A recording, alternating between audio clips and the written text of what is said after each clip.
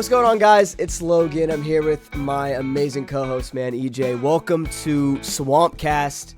Listen, we're two Gator fans. We're all suffering together, but we're not suffering this week because the Florida Gators got an amazing W against the Kentucky Wildcats. I hate Kentucky. They've been a problem for a long time. We're going to get into all that in a bit, but obviously this is a brand new podcast. And so, we're still fleshing some things out. So this week's going to be a fun little test run with a lot of stuff. But we have a whole structure. We know what we're wanting to do here. And we are so excited to bring this podcast to you guys, man. Me and EJ, we met through Instagram. And he was like, yo, I think it was you that made a joke about starting a podcast. And I was like, bro, let's actually do it. Let's make it happen. This was after the Tennessee game. We were both depressed, sad. Didn't know who to go to. So we went to, Instagram to get out our feelings. Yeah, man, I mean, I'm happy we're doing this. This is like a therapy for both of us. We're not super analytical guys. We're not, going to lay out everything. This is just two guys that love Gator football, as you can see. And we want to see the Florida Gators win. And we're diehards, just like all of you watching right now. So, you're going to hear a lot of emotion out of us. And I want to start by saying this. Nothing we say is personal. We're going to talk about players. We're going to talk about coaches. I know that these coaches are great people. I know that these players are great kids. But we're going to criticize the game. And we're going to get out our feelings and thoughts on the game. And so I just want to say, I'm friends with a lot of these coaches, friends with a lot of these players, and they know it's not personal. But for all the viewers out there, I want you guys to know, it's nothing personal. We're passionate, and we're going to get passionate when we speak, and you guys will see that. And we're very excited to get this thing going with you guys. EJ, do you have anything else to add on to that before we dive in? Man, I'm so excited to get this thing started with you, Logan, my main man, biggest Gator in Florida. The reality is, we're really excited to bring this podcast to everybody. We want to bring sort of like a true fan sort of perspective to it. Like Logan said, we're not going to be too analytical, but I think what we see is probably what a lot of you see, and we'd love to get y'all engaged as well and hear y'all's thoughts. So, man, let's get into it. Let's do it, man. So, as you guys can tell just by the way I sound, I was at the Florida Gator game last night in the swamp, 7:45. Beautiful weather. It was like 68 degrees, 67 degrees, man. A breeze. Like, I had to throw on my jacket. I'm a true Floridian. That's cold to me, bro. So I had to throw on the hoodie. I got free tickets from a friend of mine. Big shout out to Melanie. She got us in the Touchdown Terrence, which was amazing. And I'll kind of extend on this in a bit, but I was just telling EJ, I think it's one of the loudest Gator games I've been to. And I think that's for a multitude of reasons. But I think also, too, being in the Touchdown Terrence, the speakers are right above you. So I think that sound was just coming right back on us, and it was crazy, man. But yeah, man, was in the swamp last night, was rocking. I mean, any chance I get to go to a Gator game, support the boys, go to the Gator Walk, and just be in that atmosphere. There's nothing. If you guys have been to a Gator game, which I'm assuming most of you've been, you guys know there's nothing like a Saturday in Gainesville in the fall. Nothing. It's just the vibes are immaculate. And I've been to multiple other campuses and multiple stadiums. Nothing comes close to the vibe of the swamp. It's a sense of classiness, but also college vibe, and it's just a great feeling. The fan fest by the O'Connell Center. The whole vibe is just great in Gville on game day, man. And I was there for the win of Florida against Kentucky, man. Final score 48-20. Some offense, EJ. How we feeling? Finally a score that reflects the game that we watched. Yeah, literally. I mean? Yeah. Can we agree on that? Yeah, man. Can we agree on that? Yep. Thank you. No, honestly. And honestly, should have been even more. You know right. what I mean? It should have been 49. Let's just do that. So let's dive into this offensive performance by the University of Florida, man. It's funny, me and EJ were talking about, doing a segment this week about offensive coordinators and bringing in a guy. And then you have Billy Napier in this game who just, I don't know if it's DJ Lagway taking shots downfield or if it's the play calling by Billy Napier, but he just got more aggressive. He wanted to take shots deep. And that was just so refreshing to see as a Florida fan. And seeing it there in person, Billy Napier had a lot of his typical things. Like DJ, let's talk about DJ real quick. 7 of 14, 50% of his passes, 259 yards on 7 completions. That's like 40 yards a completion. Incredible. Unbelievable by DJ Lagway, our true freshman quarterback. 1 interception, which we'll get to in a bit. But 2 of those completions came from just the same exact concept Billy likes to run. It's that flood concept where there's a crossing route coming in the middle of the field and a deeper crosser and then a guy in the flat underneath.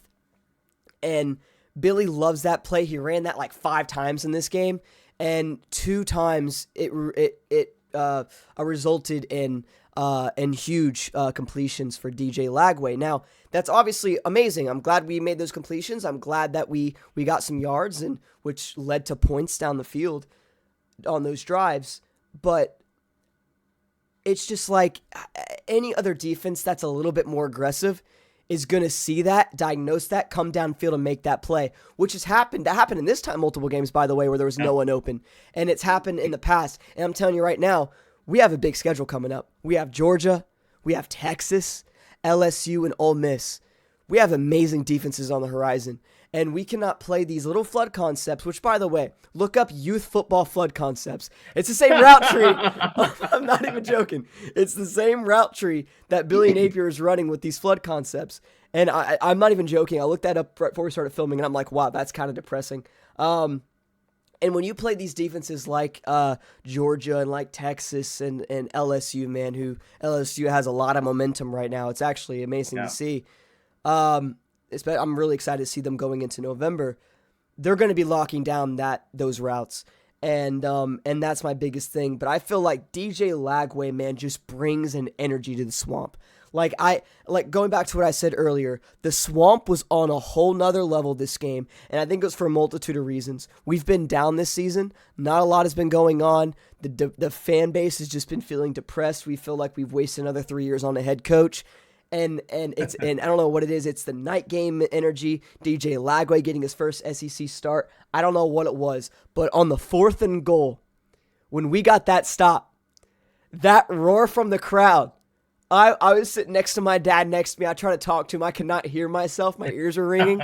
It was an amazing, amazing experience in the Swamp. And it just reminded me of what the Swamp was supposed to be and what it's supposed to be, because I went to the Miami game and Texas A&M game this year, and we got down 10-0 in the first quarter in both those games, and the Swamp was dead. And I was telling EJ that last week. Dead. And it felt great. So, EJ, tell me a little bit about this offensive performance, DJ Lagway, how you felt. Also, tell me a little bit about Ball and Elijah Badger, who had a big game. Feed him the ball. Bro. So when DJ had his first start, when Graham had, the concussion, it was against Samford. And I think the narrative after that game was, well, it was Samford. We can't really take too much from that performance, even though he was spectacular. You can't say that anymore. Kentucky came into this game with, I believe it was the 3rd or the 4th best defense in the country in terms of total yards allowed.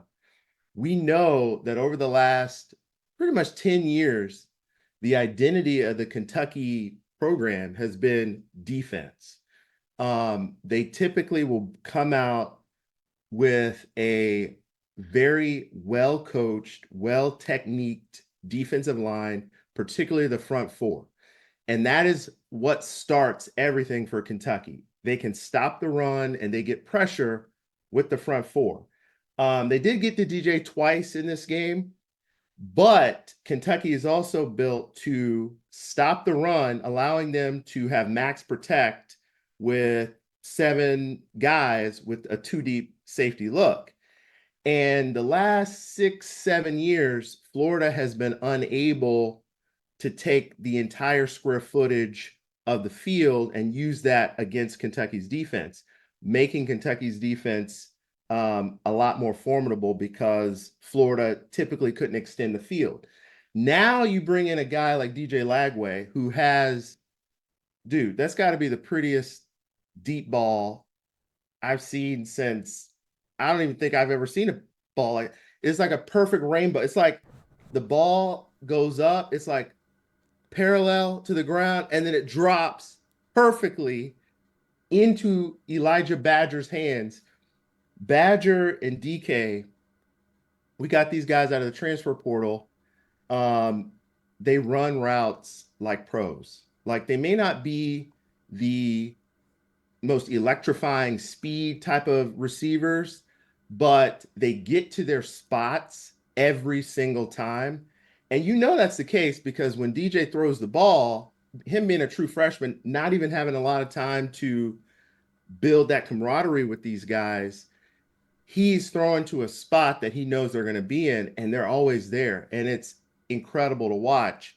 I think the stat of this game was he threw 4 completions over 40 yards, or I believe it was 4 or 5 completions over 40 yards, which had not been done since the 70s or something like that, God. which is crazy. He averaged 35 yards per completion, 18 yards per pass. If you were to told me going into this game, Logan, that, oh yeah, Florida's only going to complete 8 passes in the entire game, I would have been like, oh crap, here we go Yeah. again. Here we go again. Yep. But 35 yards a pass. Jaden Baugh. Let's talk about our main man. Baugh down. I don't know what happens, but this guy is getting better every single game. Here's a stat for you. So Kentucky allowed 5 total touchdowns to Ole Miss, Georgia, and Vanderbilt combined. The entire all 3 of those games, Kentucky's defense only gave up 5 total touchdowns to all 3 of those teams. Baugh scores 5 touchdowns himself in this game. Incredible. We also got another pick 6 from Kermani, which we'll talk about. Hi, yes, sir. But man, Baugh's vision, it's like Le'Veon Bell with a little bit more speed when he hits the hole. Let me tell you, incredible. But the last part about the offense is the physicality on the offensive line. Did Austin Barber even play in this game?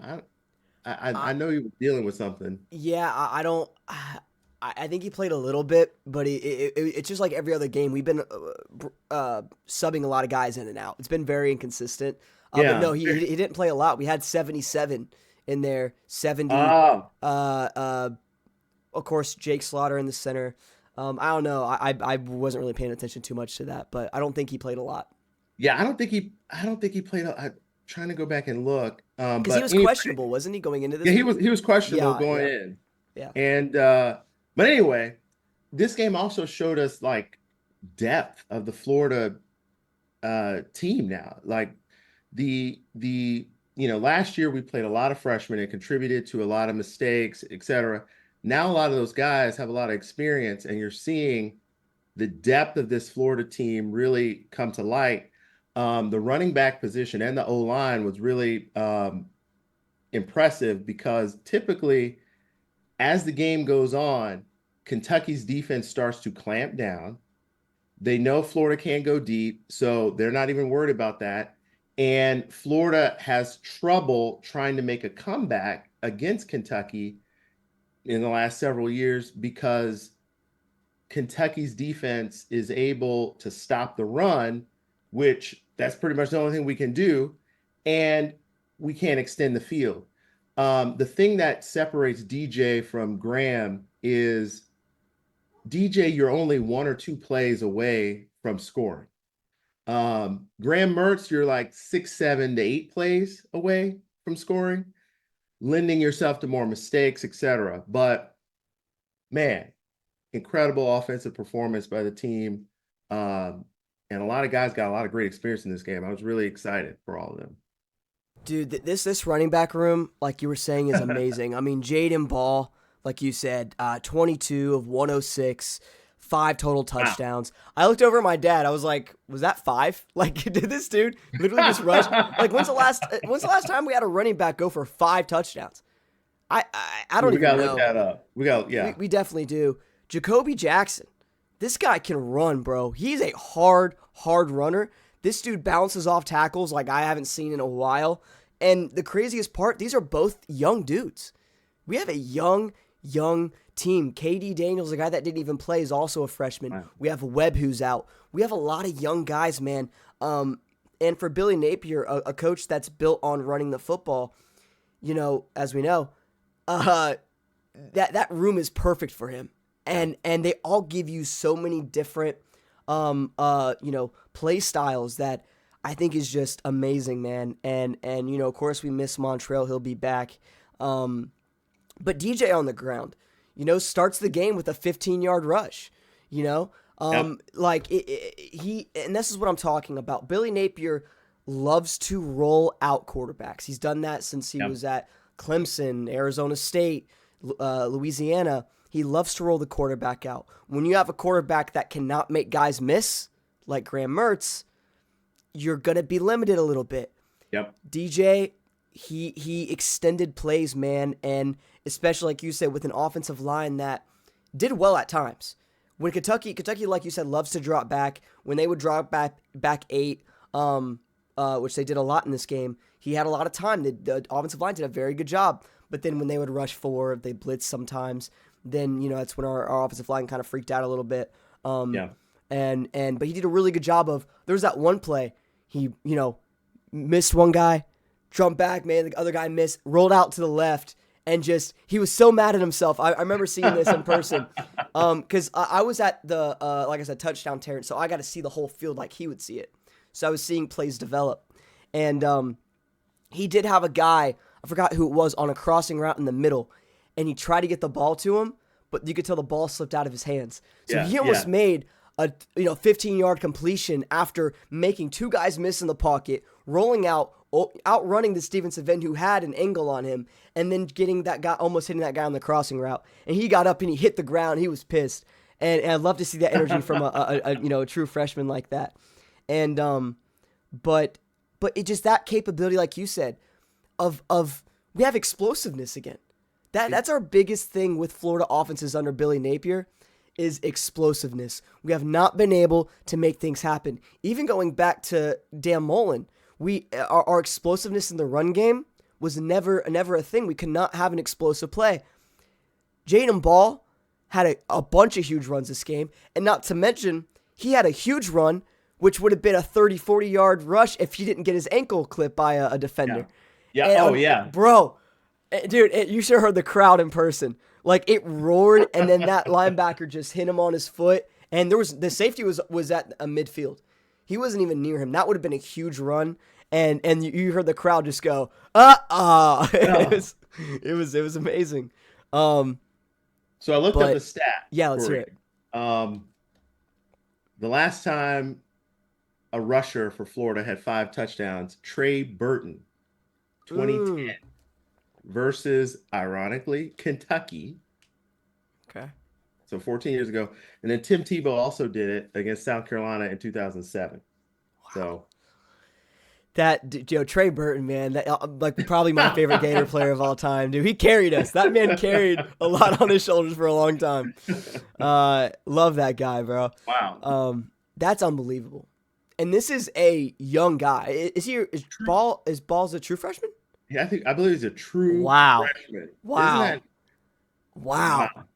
Unbelievable. Wow. And Jacoby, I think, is a freshman or a red shirt. That is unbelievable. Like, we have and then that's crazy. We have such a young team, man. And going back to what you said earlier, the deep ball by Lagway, something we haven't seen, in my opinion, since Chris Leak. Chris Leak was a guy who just spun the ball beautifully. But like you said, it just looks so pretty when it comes out of his hands. And just for all the Gator fans out there, because you look at like the Trey Wilson pass, not a great pass, you know what I mean? He had to stop, come back to it on the deep. But listen, you have a guy, like look at Tennessee, an offense that's built on a quarterback that's consistent and can throw the ball deep consistently. Nico, I'm not going to even try to say his last name. you know, a guy who cannot hit a deep ball to save his life. And this guy is a redshirt freshman. That shows how amazing DJ is as a true freshman. You know, this guy Nico, a guy who's getting paid $3.5 million a year for NIL, a dude who has had a year under Josh Heupel's system, still is not comfortable back there, still cannot hit deep balls to save his life when the offense is built around that. But then you got a guy like DJ Lagway, a true freshman who hasn't had a lot of time in this system, hasn't had a full year, and comes in and runs it beautifully. And if you just compare those two quarterbacks, that right there shows how far DJ is in development and confidence and consistency. It's unbelievable, man.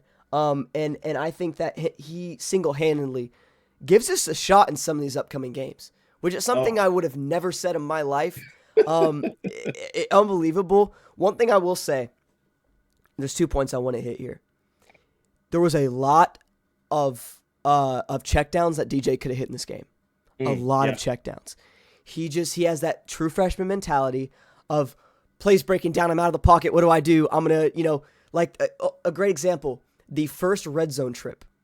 He single-handedly made us hit a field goal there. He just got uncomfortable. He rolled out of the pocket when he did not need to. He could have stepped up into the pocket. That ended up in that sack when he ran into Jaden Ball.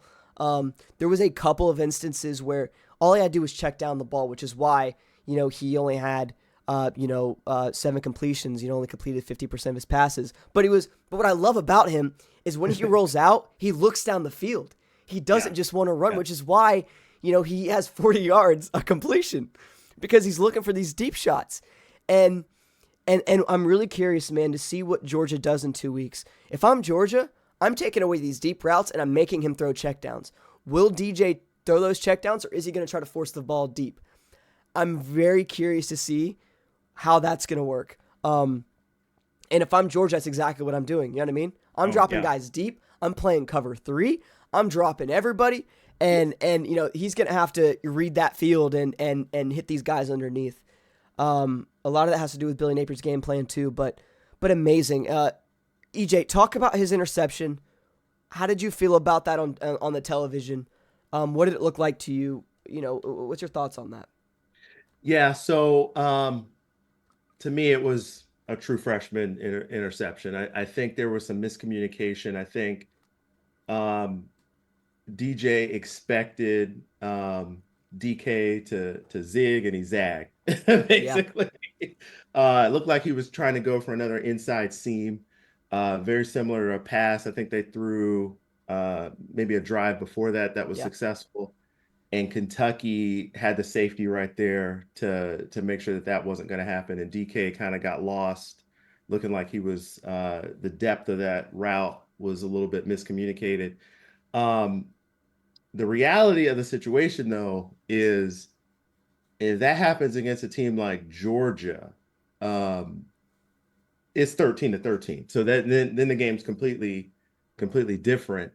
And to your point, I think that'll probably be more of a scheme game where we're really going to see if Billy can design some comfort plays for DJ to your point, get his completion percentage up, hit some checkdowns, hit some easy throws, particularly if Georgia is going to be focused on protecting the back end, which I think now they almost have to be, given what DJ has shown on film, his propensity to want to go deep and the ability of guys like Badger and DK to get open. I was a little surprised I didn't see a lot of Trey Wilson. I'm wondering if he's still a little bit banged up a little bit. He did have one big play in the game that resulted in a first down. Still no Mizell. Maybe he's still a little bit banged up. Yeah. But another thing that I think has been effective against Georgia, just universally, is the use of the tight end.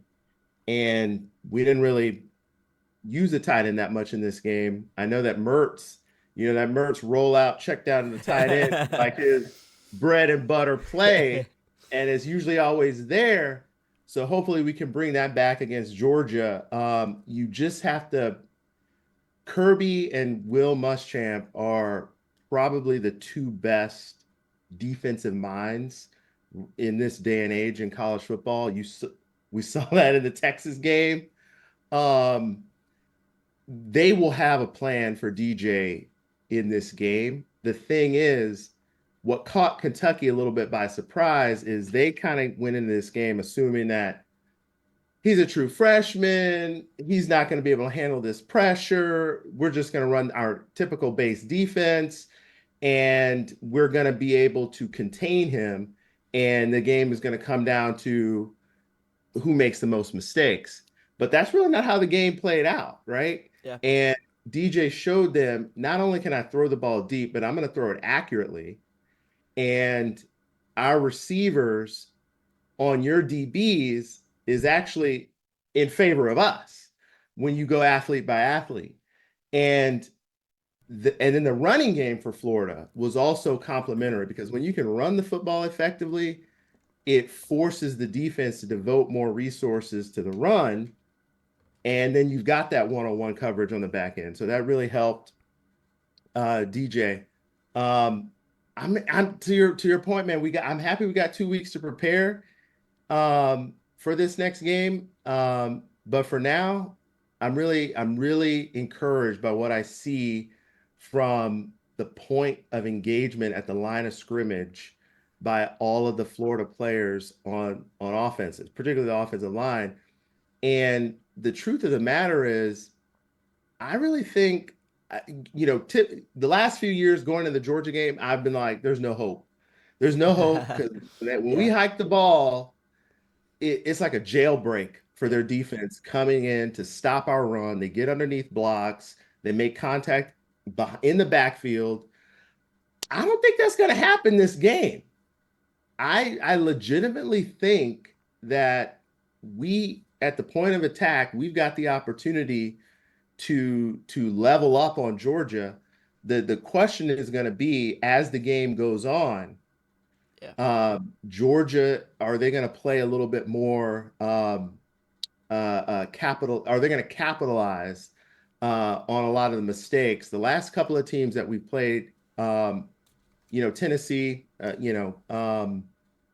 we can kind of relive that miserable game. I think Alabama lost to them by pretty much the exact same score, but we looked better than Alabama, in my opinion, in that game.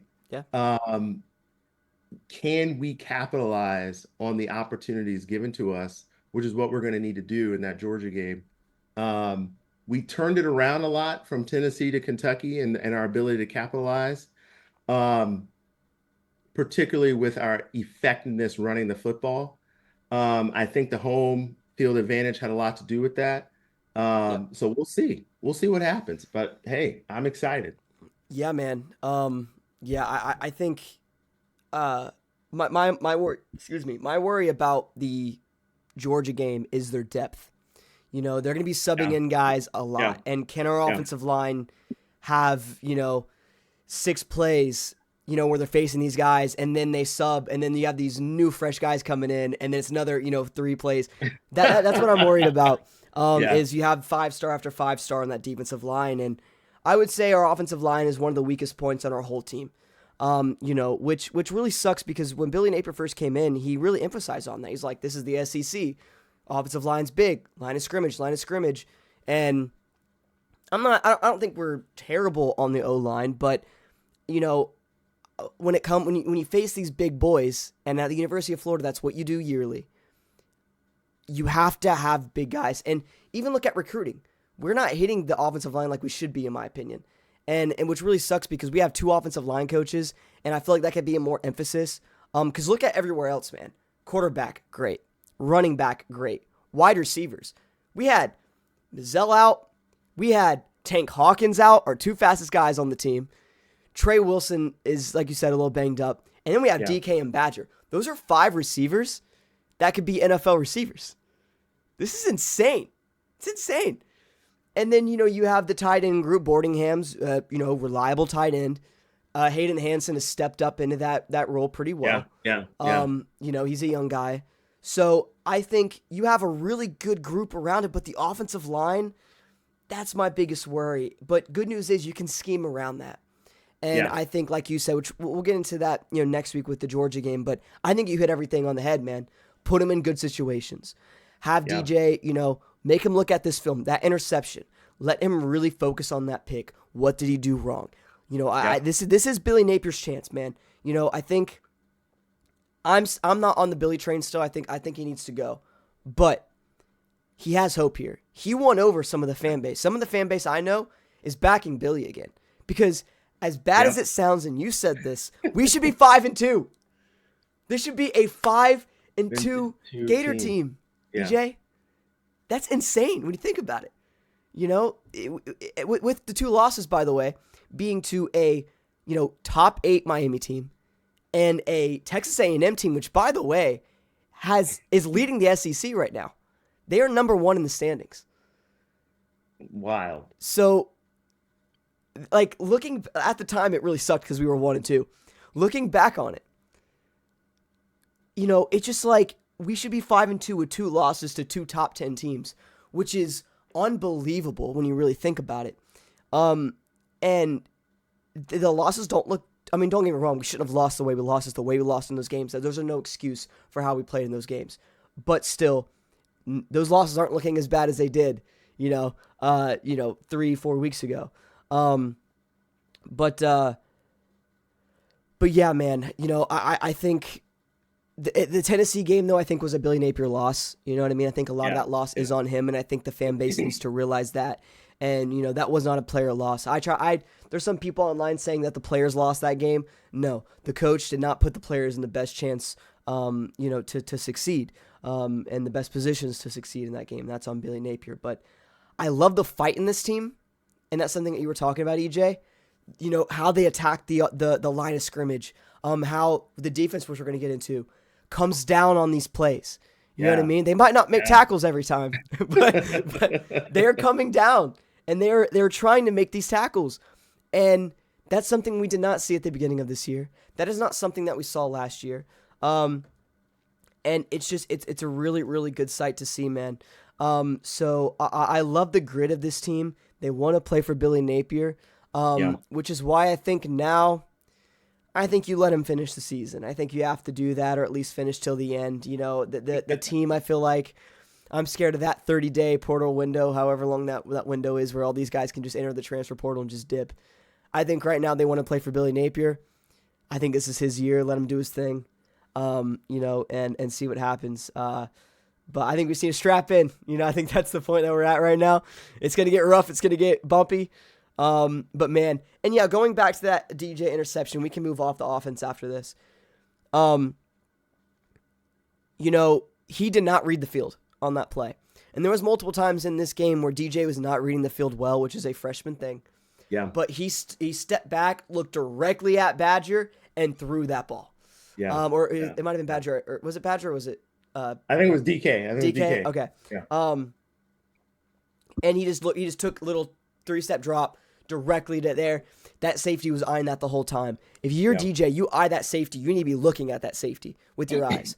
And he was not doing that. And that's gonna haunt him for a while. That's a freshman mistake. Something we talked about, because me and EJ had a meeting last week, is we were like, the turnover battle was something that we were talking about. Which, by the way, Florida won 3-1 in this game, and which is amazing. We'll get into that in the defense. But I told EJ, I was like, if DJ doesn't throw more than 1 interception, I think we win this game. Well, hey, good news.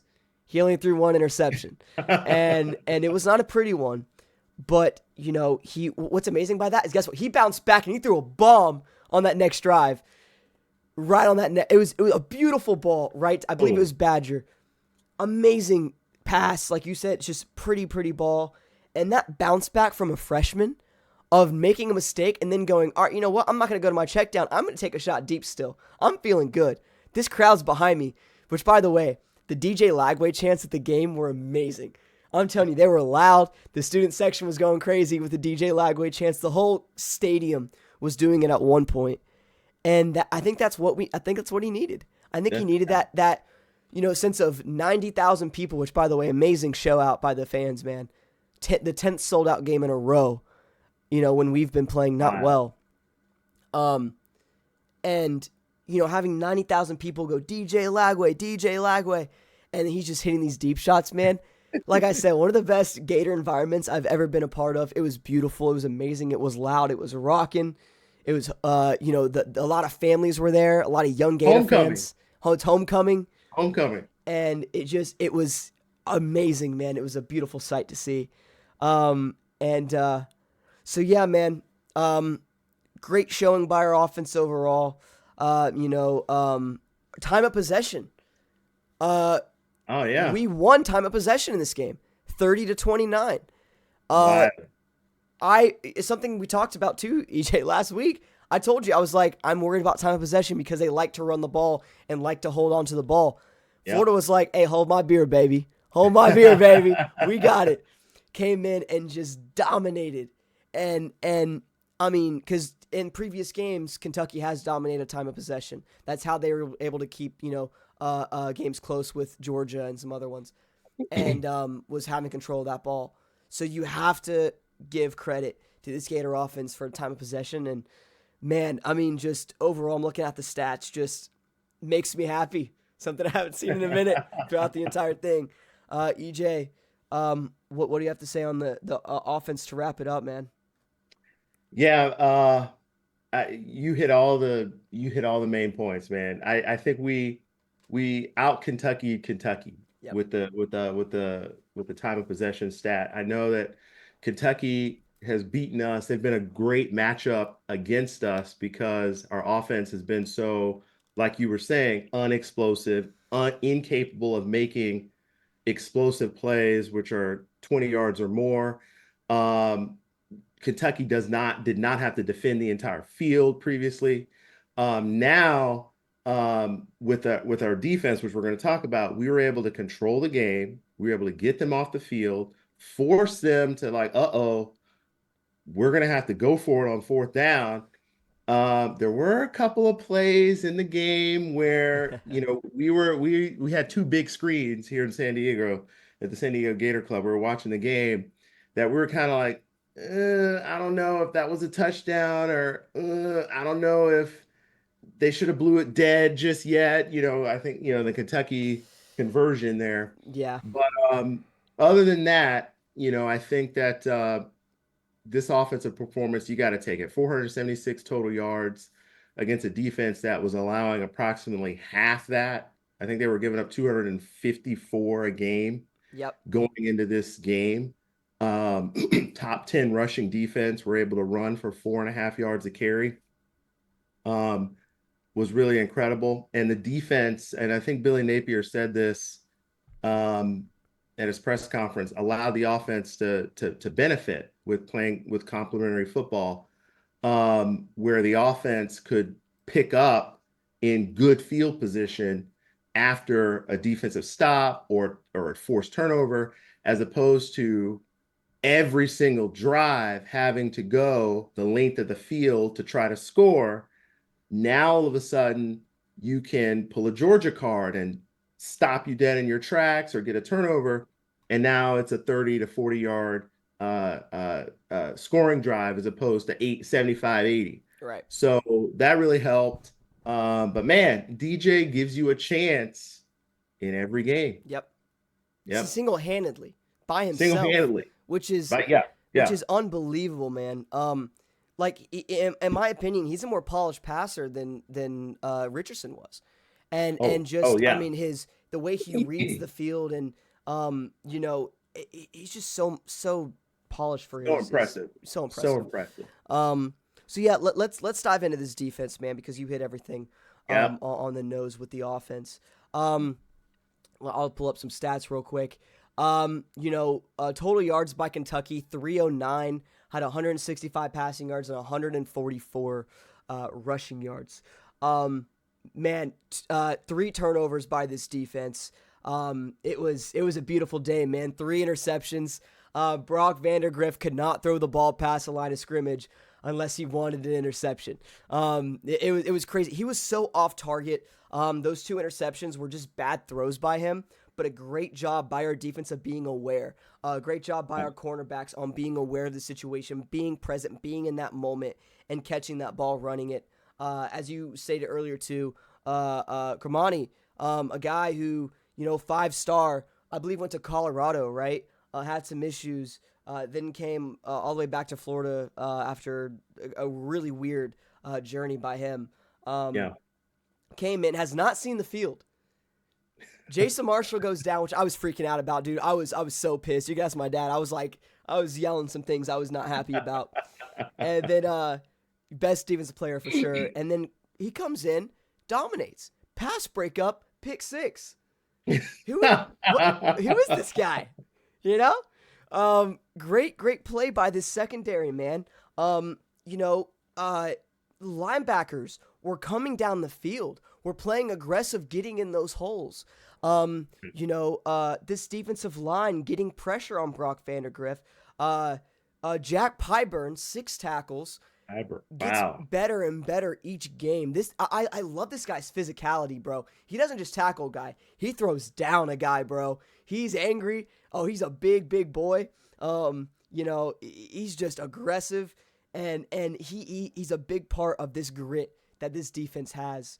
EJ, what did you see from these guys? There's some scheme stuff I want to get to in a bit, but what did you see from this defense, from the secondary, from the front seven, that maybe surprised you in this game, that jumped out at you, and what was your overall feelings on it? What really impressed me in this game, and really all of us, was our tackling. I don't know what happened, what we gave our guys, if they just flipped a switch, what happened, but they tackle. There were so many plays where there were solo tackles by our players, where it was Aaron Gates, I think, had a great tackle. Beautiful, Beautiful, dude. There was beautiful I saw tackle. it in the stadium. No other defensive player was 10 yards near where he was. If he would have broke that, it would have been a huge play. Huge play. And he was where he needed to be. Which, by the way, Gates. Sorry, I didn't mean to cut you off, but Oh, no, you're what a game by him, because the Tennessee game, he let up 2 deep shots that could have been really bad because Nico luckily is not a good quarterback, but he let up these 2 really deep shots that could have been big, and then a bounce back game from him, flying around the field, covering well, getting that big time tackle in a big moment. Just great game by Gates, man. Sorry, I had to give a shout out to him. just incredible, incredible. The highest rated tacklers in the game were Devin Moore, believe it or not, Shamar James, Grayson Howard, Jordan Castell. Jack Pyburn also was rated out as above average. The physicality that we were able to play with, we did not yield to Kentucky. Now, there were some moments when Kentucky came back and made it 27-20. And some things that we talk about, the middle 8, which is the last 4 minutes of the first half and the first 4 minutes of the second half. That was not a great moment for us because we had a 27-6 lead, and inexplicably we allow a 100-yard kickoff return for a touchdown, which is typical. I mean, I was looking at it, I was like, this is how Kentucky beats us every year. They block a field goal, run a field goal back, run a fumble. Anthony Richardson, I remember I was at the game a couple years ago. I don't know what, he like dropped the ball randomly, and then the Kentucky linebacker ran it back to the goal line. So I was like, are you kidding me? Now what's going to happen is they made it 27-13. Billy apparently doesn't have a 2-minute drill offense designed for DJ. And I'm just kind of thinking 90 seconds left is with his arm and your receivers is enough time to try to at least get in field goal range. Yep. You needed to get every point possible. But he just kind of just ran the clock out. And we kind of all were thinking, wait a minute now, Kentucky gets the ball to start the second half. And one thing that Kentucky always does do is they come out in the second half with a really good first drive. Yep. And like clockwork, they look like the Pittsburgh Steelers on their first drive. Vandergriff looked like he should be playing for the Steelers. We couldn't tackle him. He would take off, get the first down. He had a couple of passes on that drive that were his best passes of the entire game. The guy was only they only completed 5 yards per pass in this game, but they did average about, I think, 18 yards per completion, which is above average. Yeah. But Vandegrift had a physical drive to open up the half, which was vintage Kentucky. They bled 7 minutes off the clock, and I'm thinking to myself, okay, it's 27-20. Kentucky pretty much has us where they want us. And then the succeeding touchdown for Florida was that controversial ball. Did he get in? Did he not get in? I'm just like, it looked like that we saw a replay because I'm like, okay, this screen is like literally 10 feet wide. Like I should be able to see something. There was one shot that looked like at the very end, he reached the ball toward the goal line. But when they went to do the replay to see, on the end zone line, did it cross? All of a sudden, it's blurry, and the camera guy in this game, if you're watching on TV, was terrible. I mean, like he was terrible. Like there were several plays where he was like not following the ball, and so we're just like, okay, what happened? So the camera guy, terrible Billy game. must have hired him. Probably. But had we not scored that, it was a third down, so maybe we would have kicked the field goal or something like that. But and Mark Stoops, I think, did have a legitimate gripe there. But after that play, the Florida defense really did not, or after that touchdown, I was looking forward to that next drive by the defense because what has always happened with this Florida team under Billy Napier is every time we score a touchdown, we can never, I need to look up the percentages, but we can never, ever, ever, ever force a turnover or force a 3-and-out or a punt on the next drive. The other team almost always scores. The previous game, the same thing happened. We went up 10-0, and I'm thinking, okay, this next drive is going to determine the game. Can we stop them or not? Bing, bang, boom, touchdown, Tennessee. It's 10-7. And I'm like, okay, clockwork. But we were able to come up with a stop. I was like, it's over at this point. It's over. And they can't respond. The intangibles by the defense was also there. I was really impressed by that. Typically, passes, like you were saying, Vandegrift had a couple of passes that were deflected, and we were able to intercept them. I think Devin Moore got one. Who's the other guy? Hold on, let me look it up real quick. I got you. It was a great interception. Bridges. Bridges was the other. Okay, yeah. Which, by the way, he stepped up. He's playing great, man. Transferred from Oregon. I love Bridges. He's one of my favorite players on defense. Man, yeah. He had a phenomenal game as well. I think he graded out in this Kentucky game above average. So he was really, really great. But the fact that the defense was in position and caught the ball. There's so many times in the Napier era where first of all, we're not even in position. But when the ball is deflected, we're right there and we're catching the ball like with hands underneath the ball. I'm like, where has this been? We also had a couple of plays on the line of scrimmage while they were in the red zone. I think it was Cam Jackson, batting balls down at the line of Yo, scrimmage. I was like, this is what you see with like Alabama, vintage Alabama defenses where they're batting balls down at the line of scrimmage. which by the way, that receiver was open, and I was scared. I was a scared guy. But no, dude, like yeah, that like happened multiple times. Cam Jackson, a guy transferred from Dude, Memphis, I believe, right? A dude who's just incredible. amazing. Does his job.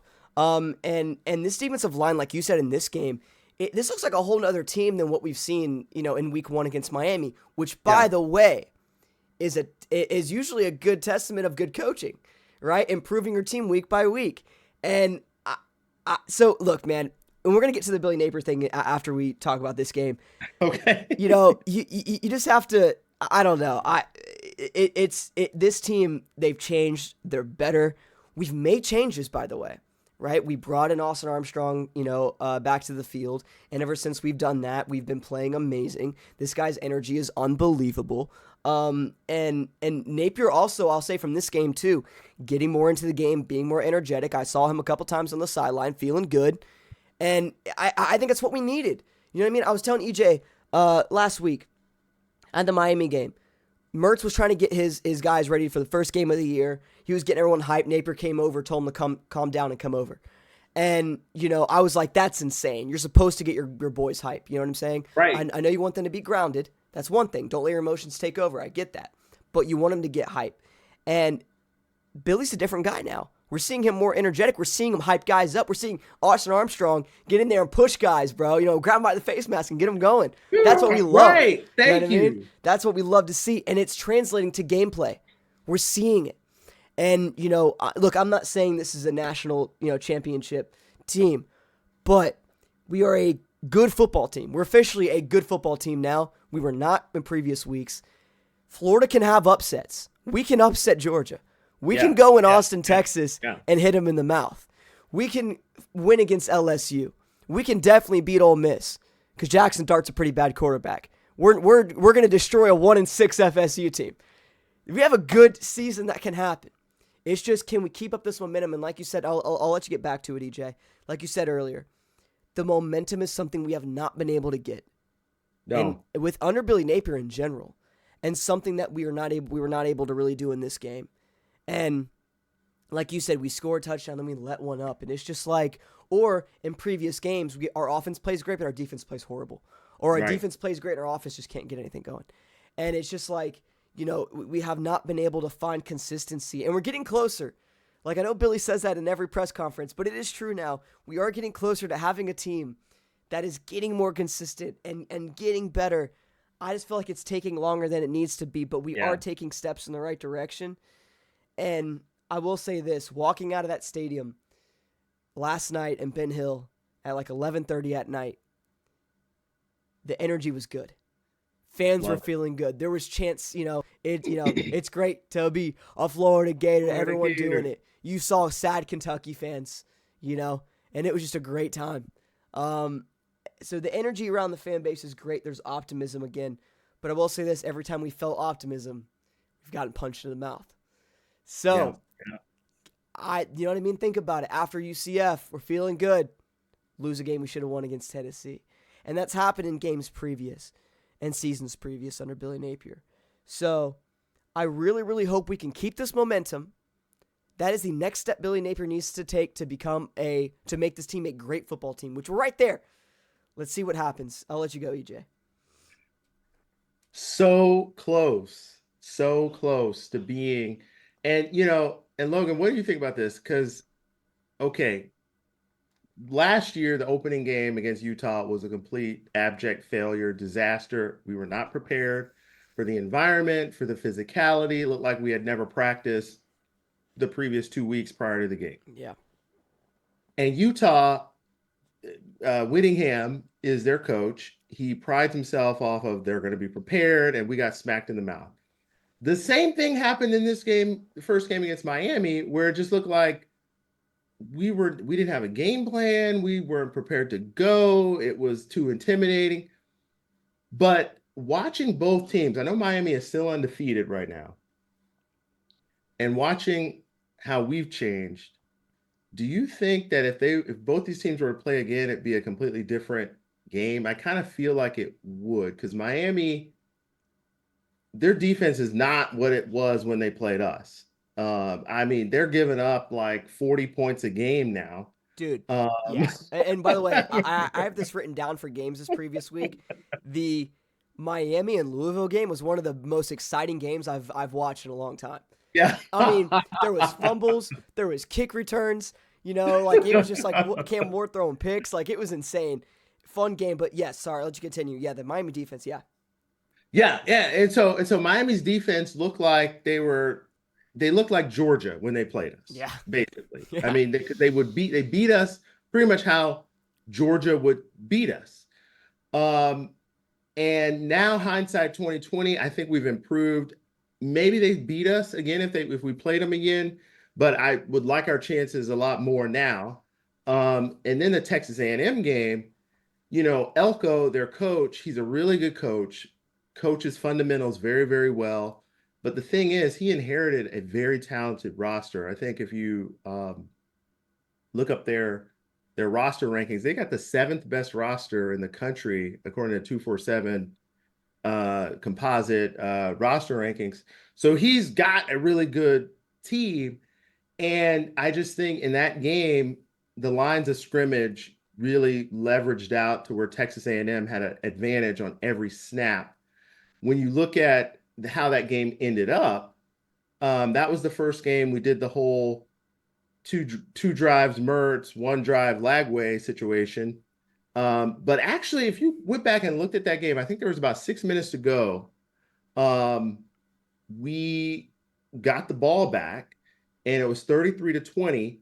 And I'm thinking, hey, if we can score a touchdown and kick an onside kick, I mean, as horrible as we've played, we're still in the game. And then, DJ threw an interception. And I think you said this over and over again, that rotation of the quarterback never really made sense, because it's kind of like Mertz was 13 of 14 or whatever he was, 11 of 15, I think, in the Texas A&M game.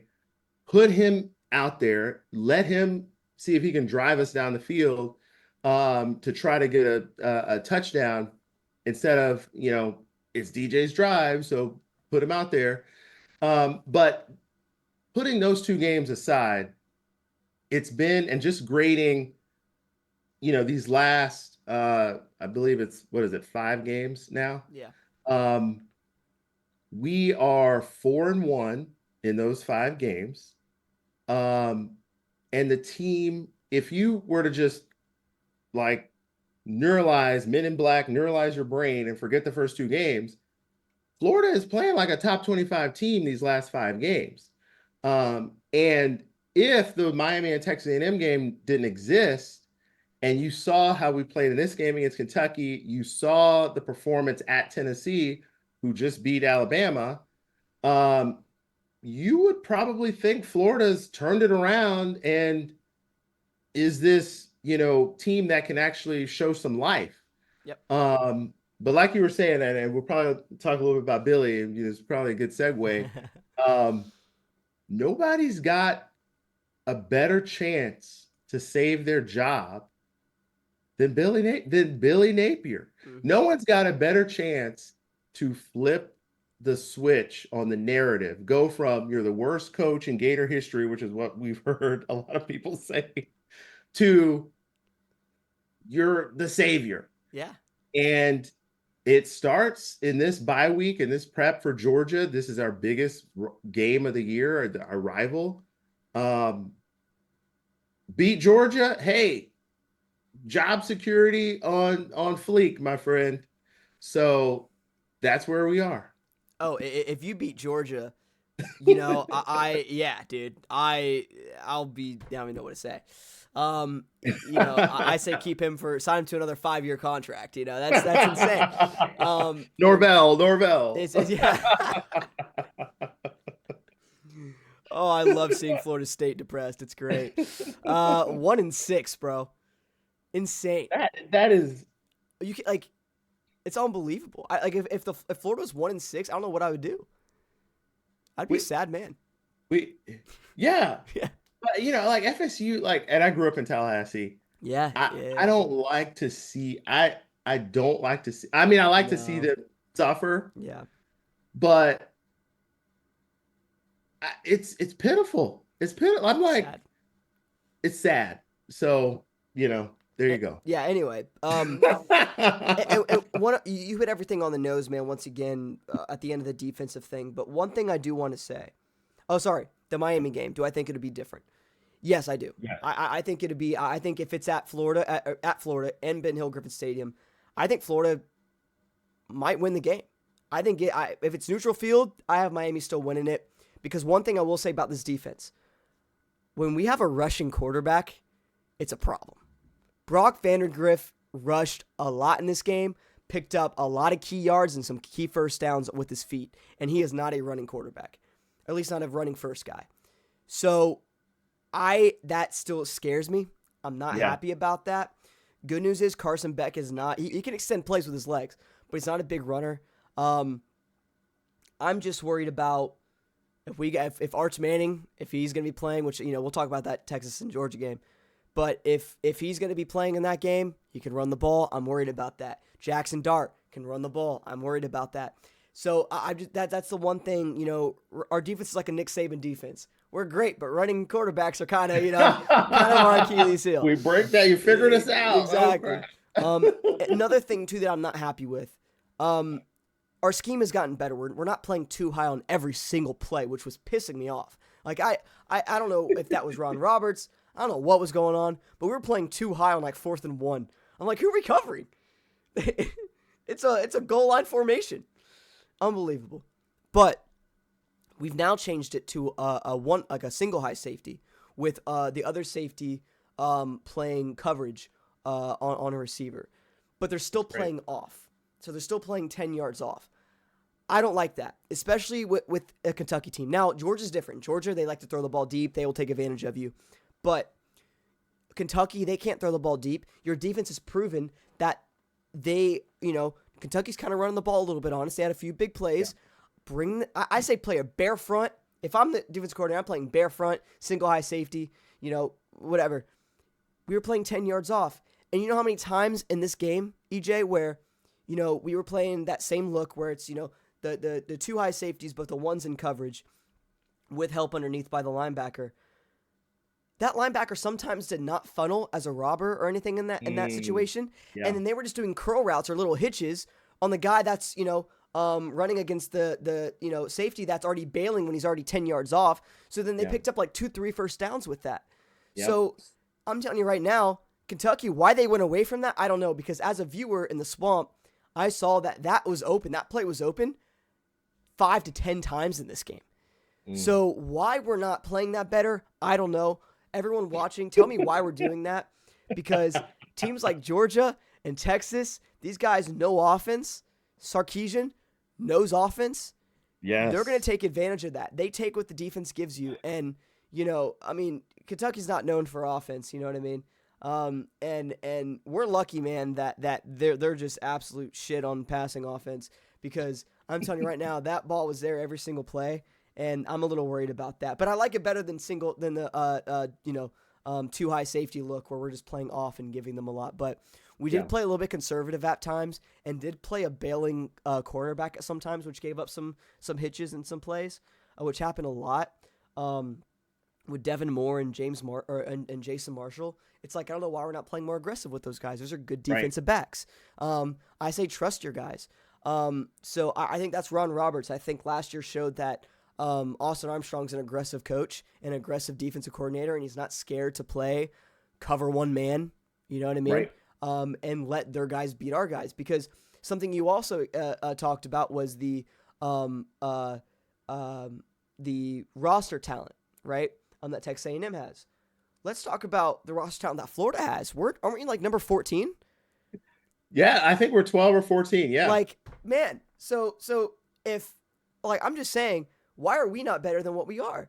You know what I mean? If we do have that talent on this team. So that's just something I wanted to touch on and to put in all your guys' brains out there that are watching this right now. But yeah, I feel like Texas A&M game. The thing that hurt us about that was obviously the rushing defense, which we've gotten a hold of now. We've done better in the rushing defense. Our guys are filling their gaps. We're coming down the field. You know, our safety play coming down the field is still not great, but our linebackers are more aggressive, EJ, and that's something that we struggled with in the past. So I think if we play Texas A&M, it's a different game. You know, especially with number 10 at quarterback. Whatever his name, yeah, I can't remember his name, but the guy that's backup for Winningham, or yeah, Connor. Um, Yeah. so, you know, this is a different Gator team. You know, I don't expect us to win out these next couple games, but if we can get 1 or 2 wins in these next 3 games, I think Billy Napier's looking really good. I think the Swamp against Ole Miss will be rocking, and that will be a win. And I think we go into Doak Campbell Stadium and to a really depressed Florida State team and kick their ass. So I think we're looking at a really good season, a 7-win season maybe, which is crazy to think about if we can do that. You know, and by the way, that was my prediction coming into the season, was a 7-win season. I was like, I think we get 7 wins. I think we get 7 or 8 wins depending on what it is, and that's exactly what it's looking like right now if we can keep this up. So yeah, if you don't have anything else to add on to that, EJ, we can dive into the Billy Napier thing. I'm gonna let you take off this one first. What do you feel about Billy Napier? Where were you before this game, and where are you at now? We had a little meter thing that we said we wanted to do. I think we might introduce that next week now that I have time to edit that and get that where it needs to be. What's your Billy Napier meter at? Is job security? How are you feeling? What's the outlook looking like? And what do you think he can do to continue to in a positive direction? Yeah. And I can't wait to hear your thoughts on this too. But my thoughts are this win keeps him on life support, keeps his job on life support. I think, you know, the issue with Napier is obviously his inability to well, he hasn't won a lot of games, right? And what we were supposed to do in 2024 is show some life, right? Show that the, everything that he's told us about building from the ground up and setting a foundation and dominate, which I really want that sweatshirt, but apparently it's only they get it. Um, that is eventually going to pay off, right? Planting these seeds. Uh, and like I said, if you have amnesia and if you were born October 1st, and the first 2 games of the season are not in your memory banks, and you only see the last 5 games, you would say this team is showing some life. I mean, so, you went on the road, your defense didn't look good against Mississippi State, but hindsight 2020, Mississippi State's played decent. They haven't won an SEC game, but they had Texas within a touchdown late in that game before Texas separated. They just played Texas A&M to a relatively close game. Mississippi State, that win against them where we were able to put up 45 points was the most points they've given up all year. And it looked like that was a game we could have scored like 60 in that game. So we showed some life there. We came back against a UCF team that struggles to throw the ball. We were able to win that one. And so now looking at the rest of the season, for Billy Napier to keep his job, in my humble opinion, I think you've got to beat to guarantee that he's going to still be the coach. Lagway has to stay healthy, number one. Mm-hmm. Everything goes down the drain if Lagway somehow gets injured, which, by the way, is Georgia's mojo. Like, Georgia is a very physical team. They love to knock quarterbacks out of the game. I remember, Anthony Richardson a couple years ago had to come out of the game. They hit him hard, and he can't come, but he, gets injured a lot. This last game that Georgia just played against Texas, Ewers, they knocked him out or something. He had to come out for a little bit. Yep. And I remember in 2020, the COVID year, I thought that was a little bit deliberate. I don't know. Where they were like, take Kyle Pitts out of the game, take him out of the game, and then you get ejected too, but they didn't care. Yeah. So that's the one thing we've got to have a game plan where we protect DJ in the game and minimize the hits that he's going to take against Georgia. But DJ's got to stay healthy. I think we have to show life in that game. You beat Georgia, it's great. But I think bare minimum, you got to probably beat LSU, Ole Miss, and FSU at this point. And those are three winnable games because you're playing LSU and Ole Miss in the swamp. You have a defense that is no longer the biggest liability in college football. The defense now is an advantage for you. Yep. In many ways, which is great.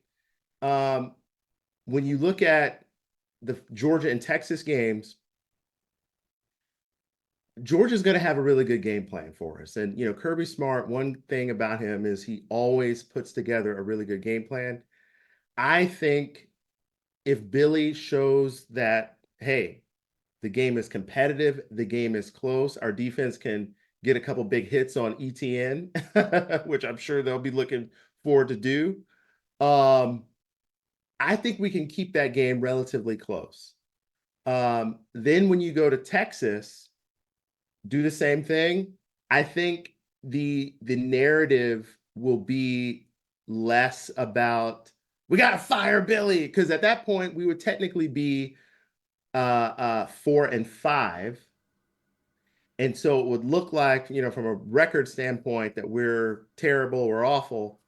But I think if you then come back and you win against LSU, Ole Miss, I think you're almost certainly going to beat Florida State, assuming you remain healthy to the end of the year. Yeah.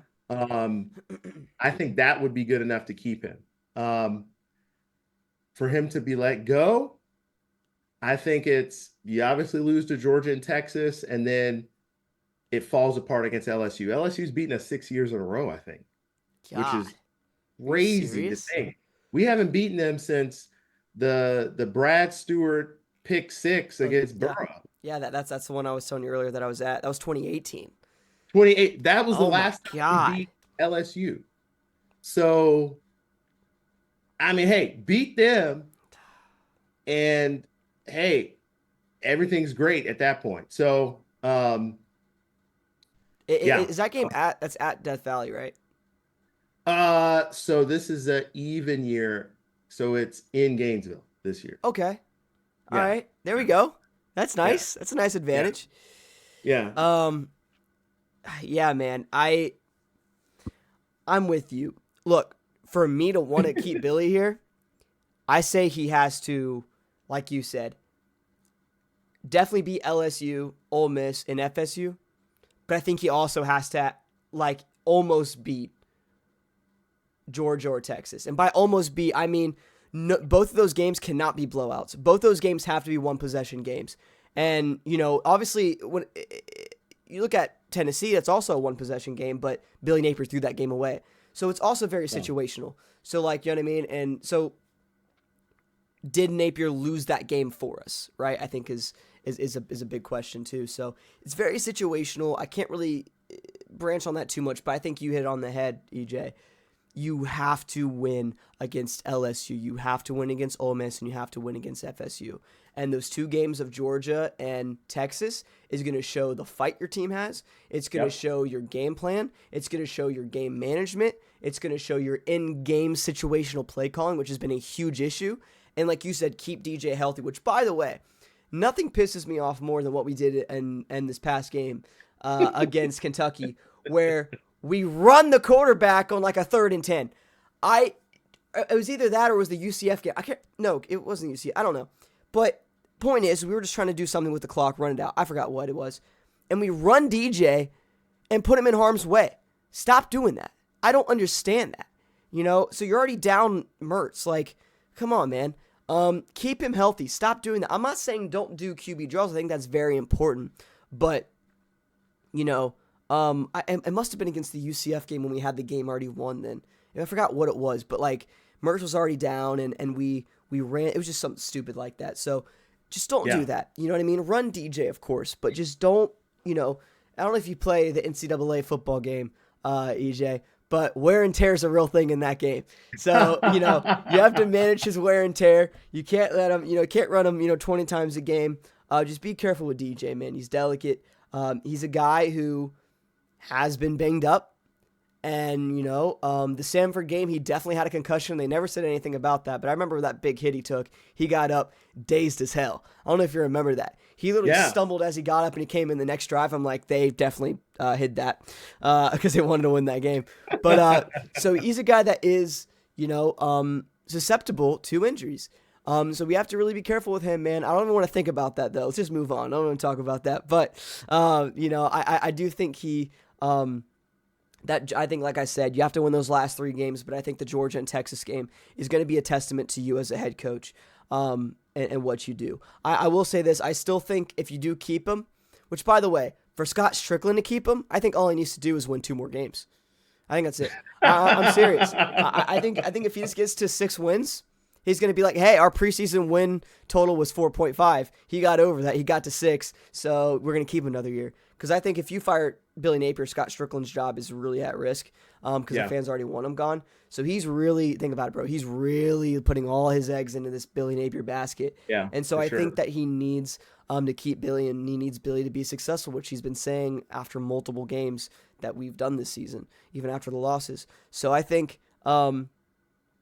because of that, Billy Napier, if he wins against Ole Miss and Florida State, I think he stays. Or if he wins 2 more games, he stays. But for me to want to keep him, I think, like I said, he has to win 3 more games and has to have a competitive game or have competitive games against Georgia Yeah. and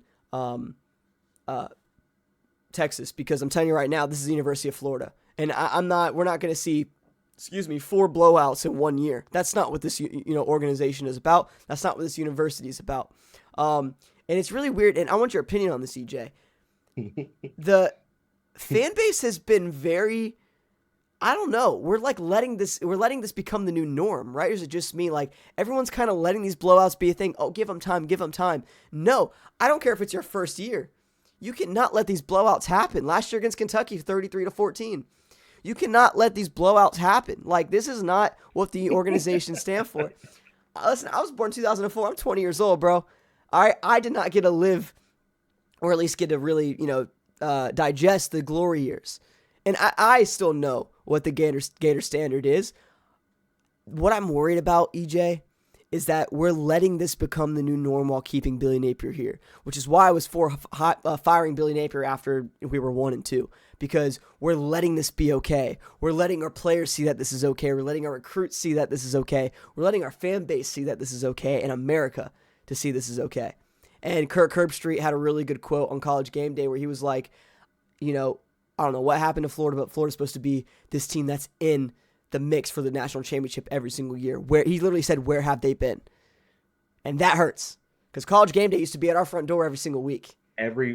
Yes. So what's going on, man?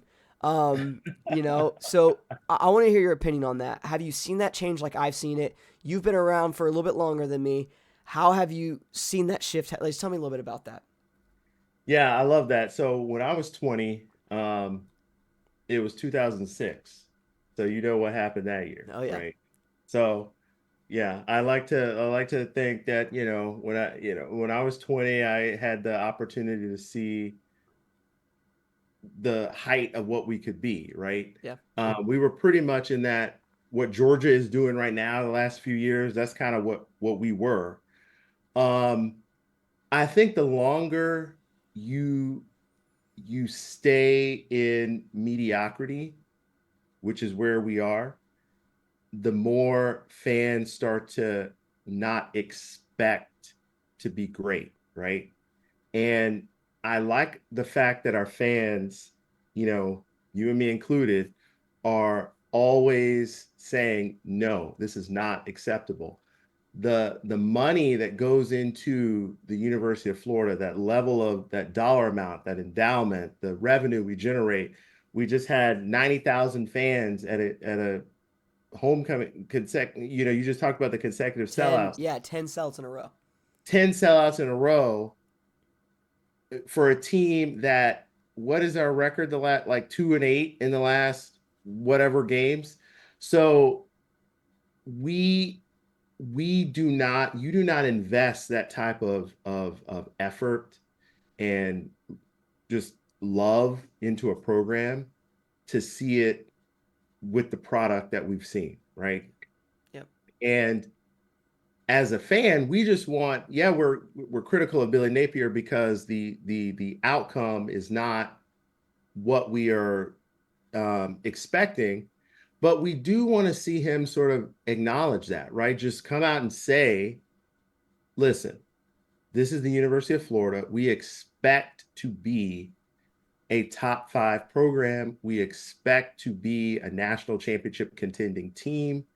And the reality is it's always relative to the teams that are competing against you in that era, that season. So you have to be better. You just have to think about it as, we have to be better than the teams that are in our conference that we compete against every single year. Yeah. And for whatever reason, it just seems like Napier has not designed a team or a program that has been a step ahead of their competition. We know our record against our rivals. I guess if you add Kentucky, can we add Kentucky? We can have one more win against a rival. But then But we we have three more or two more losses. You know what I mean? That's one thing.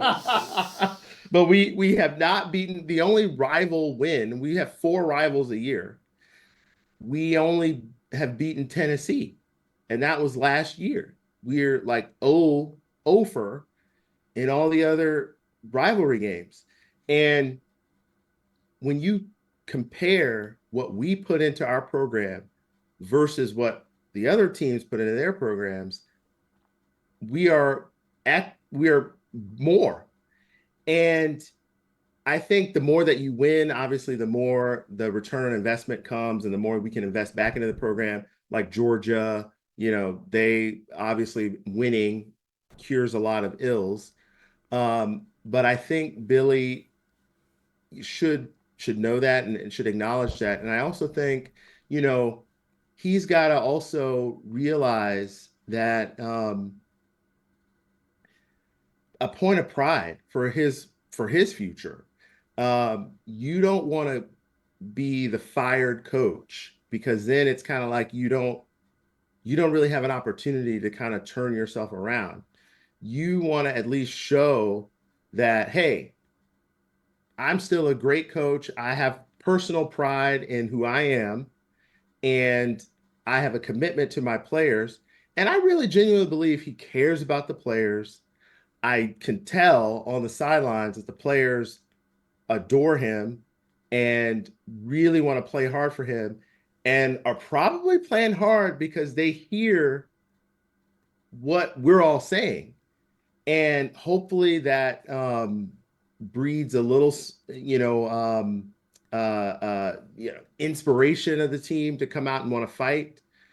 I'm fully expecting the team to show up in Jacksonville and give Georgia a run for their money. I mean, stick your cleat in the ground and give them a piece of this gator tail. You know what I mean? Yes, sir. You know what I mean? Like Georgia, first of all, they gained what was it? They gained 285 yards on Texas. And I think they had even less than that on Kentucky. So this is not like a locomotive offense that we've been seeing the last few years. Mhm. That just, you can't get off the field. They convert every third down. They're never in a third and longer than 2. They hand it off and it's a guaranteed 4 or 5 yards. Carson Beck is not the incredible Heisman Trophy winning contending quarterback that everyone thought he was going to be going into this season. Their wide receivers are not AJ Green and these. They don't have a Brock Bowers. Mm-mm. They have a running back that our defense should know a lot because a lot of them had to practice tackling him last year. But even then, the run game this year for Georgia, it's The not, run game, what's going on with that? they usually have like 3 or 4 running backs like us. Yeah. Like if you were to win it this year and said, okay, Gators, you're losing Trevor Etienne because guess what? Money talks at Georgia. Number 2, Montrell Johnson has been dealing with injuries. He's not playing against Kentucky. And now you got 2 true freshmen that you're going to play. I would have been like, oh, crap. We're going to get stoned. But Ball and Jackson are incredible running backs. We should be able to stick our foot in the ground and put a freaking dog on their back in this game in Jacksonville. We should be sick and tired of losing to them. We should show up ready to fight. And I honestly feel like we can do that. They're obviously a much more heralded team. Everyone's going to pick them. We're going to be disrespected in the picks, very similar to the Tennessee game where I don't know if you caught that, but on the ESPN game day, they were like, well, we're not even going to pick this Florida-Tennessee game because we all picked Tennessee. And they didn't even do the analysis for us. SEC Nation, everyone picked Tennessee.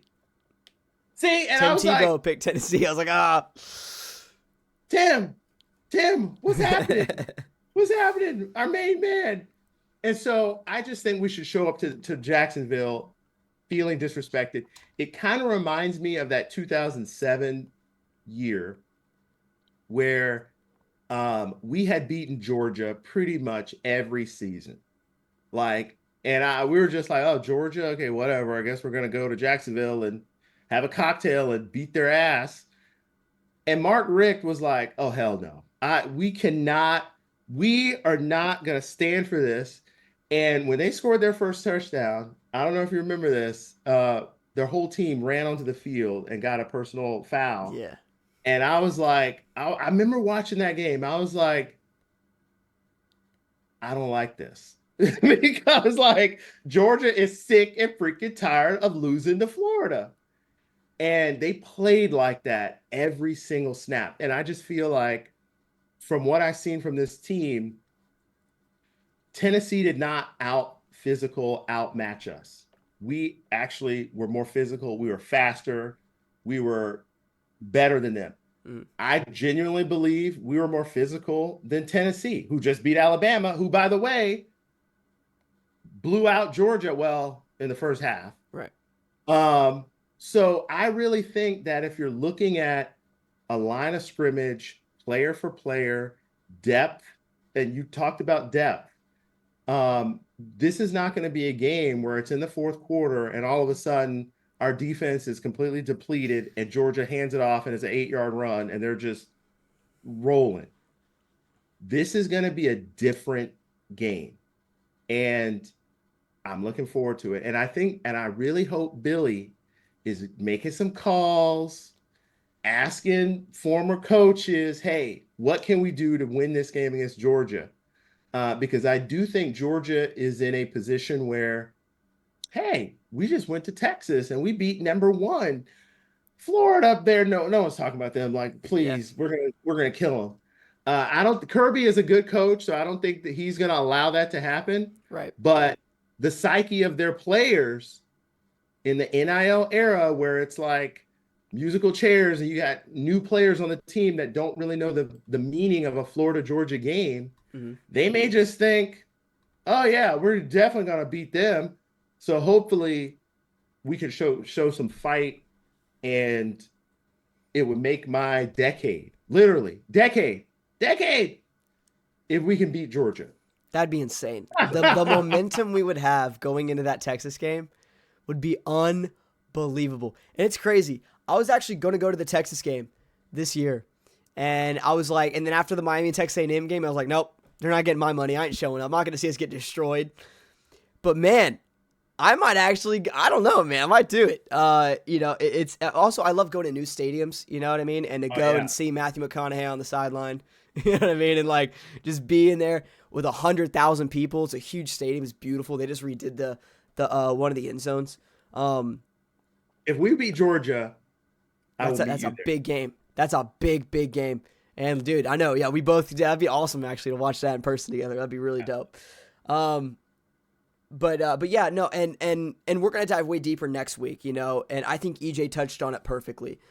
The thing that I'm worried about though is we have to get off to a fast start. We have to. We Yeah. cannot be down 10-3 or 10-0.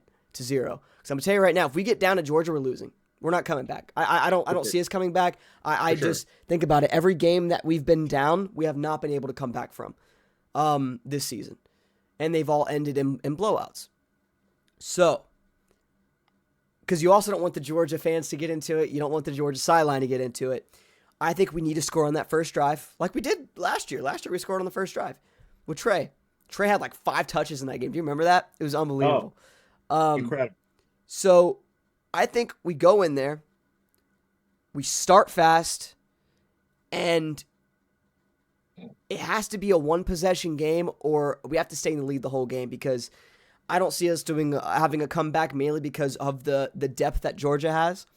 But I think that our fight will be there, and I think it's going to be a close and hard fought game. So one thing I will say is before every single game prediction we do, and we're going to do this next week for the Georgia game, we have keys to the game, and we have an offensive key, a defensive key, and a special teams key. And just a little, preview. I think my key is going to be fast start. We have to score first. We Love it. have to score first. And I think if we do that, I think our defense, like you said, Carson Beck, he's not a great quarterback. It's so weird. If you look at football as a whole, NFL, college, quarterback play has been bad. Not bad like everyone's playing bad, but it's usually great. We're not seeing Right. quarterback play it's a very, very weird. I think we're getting into a new generation. I don't know what it is. I guess we're not used to not seeing the Bradys and Mannings and all that in the NFL. Rivers. But it's a really weird year that we're seeing that in college as well. But Carson Beck, a guy who's makes mistakes, a guy who can get uncomfortable in the pocket, a guy who cannot rely on the run like previous Georgia quarterbacks have been able to do, right? Right. This Georgia offense is relying on the run. They want to open up the pass.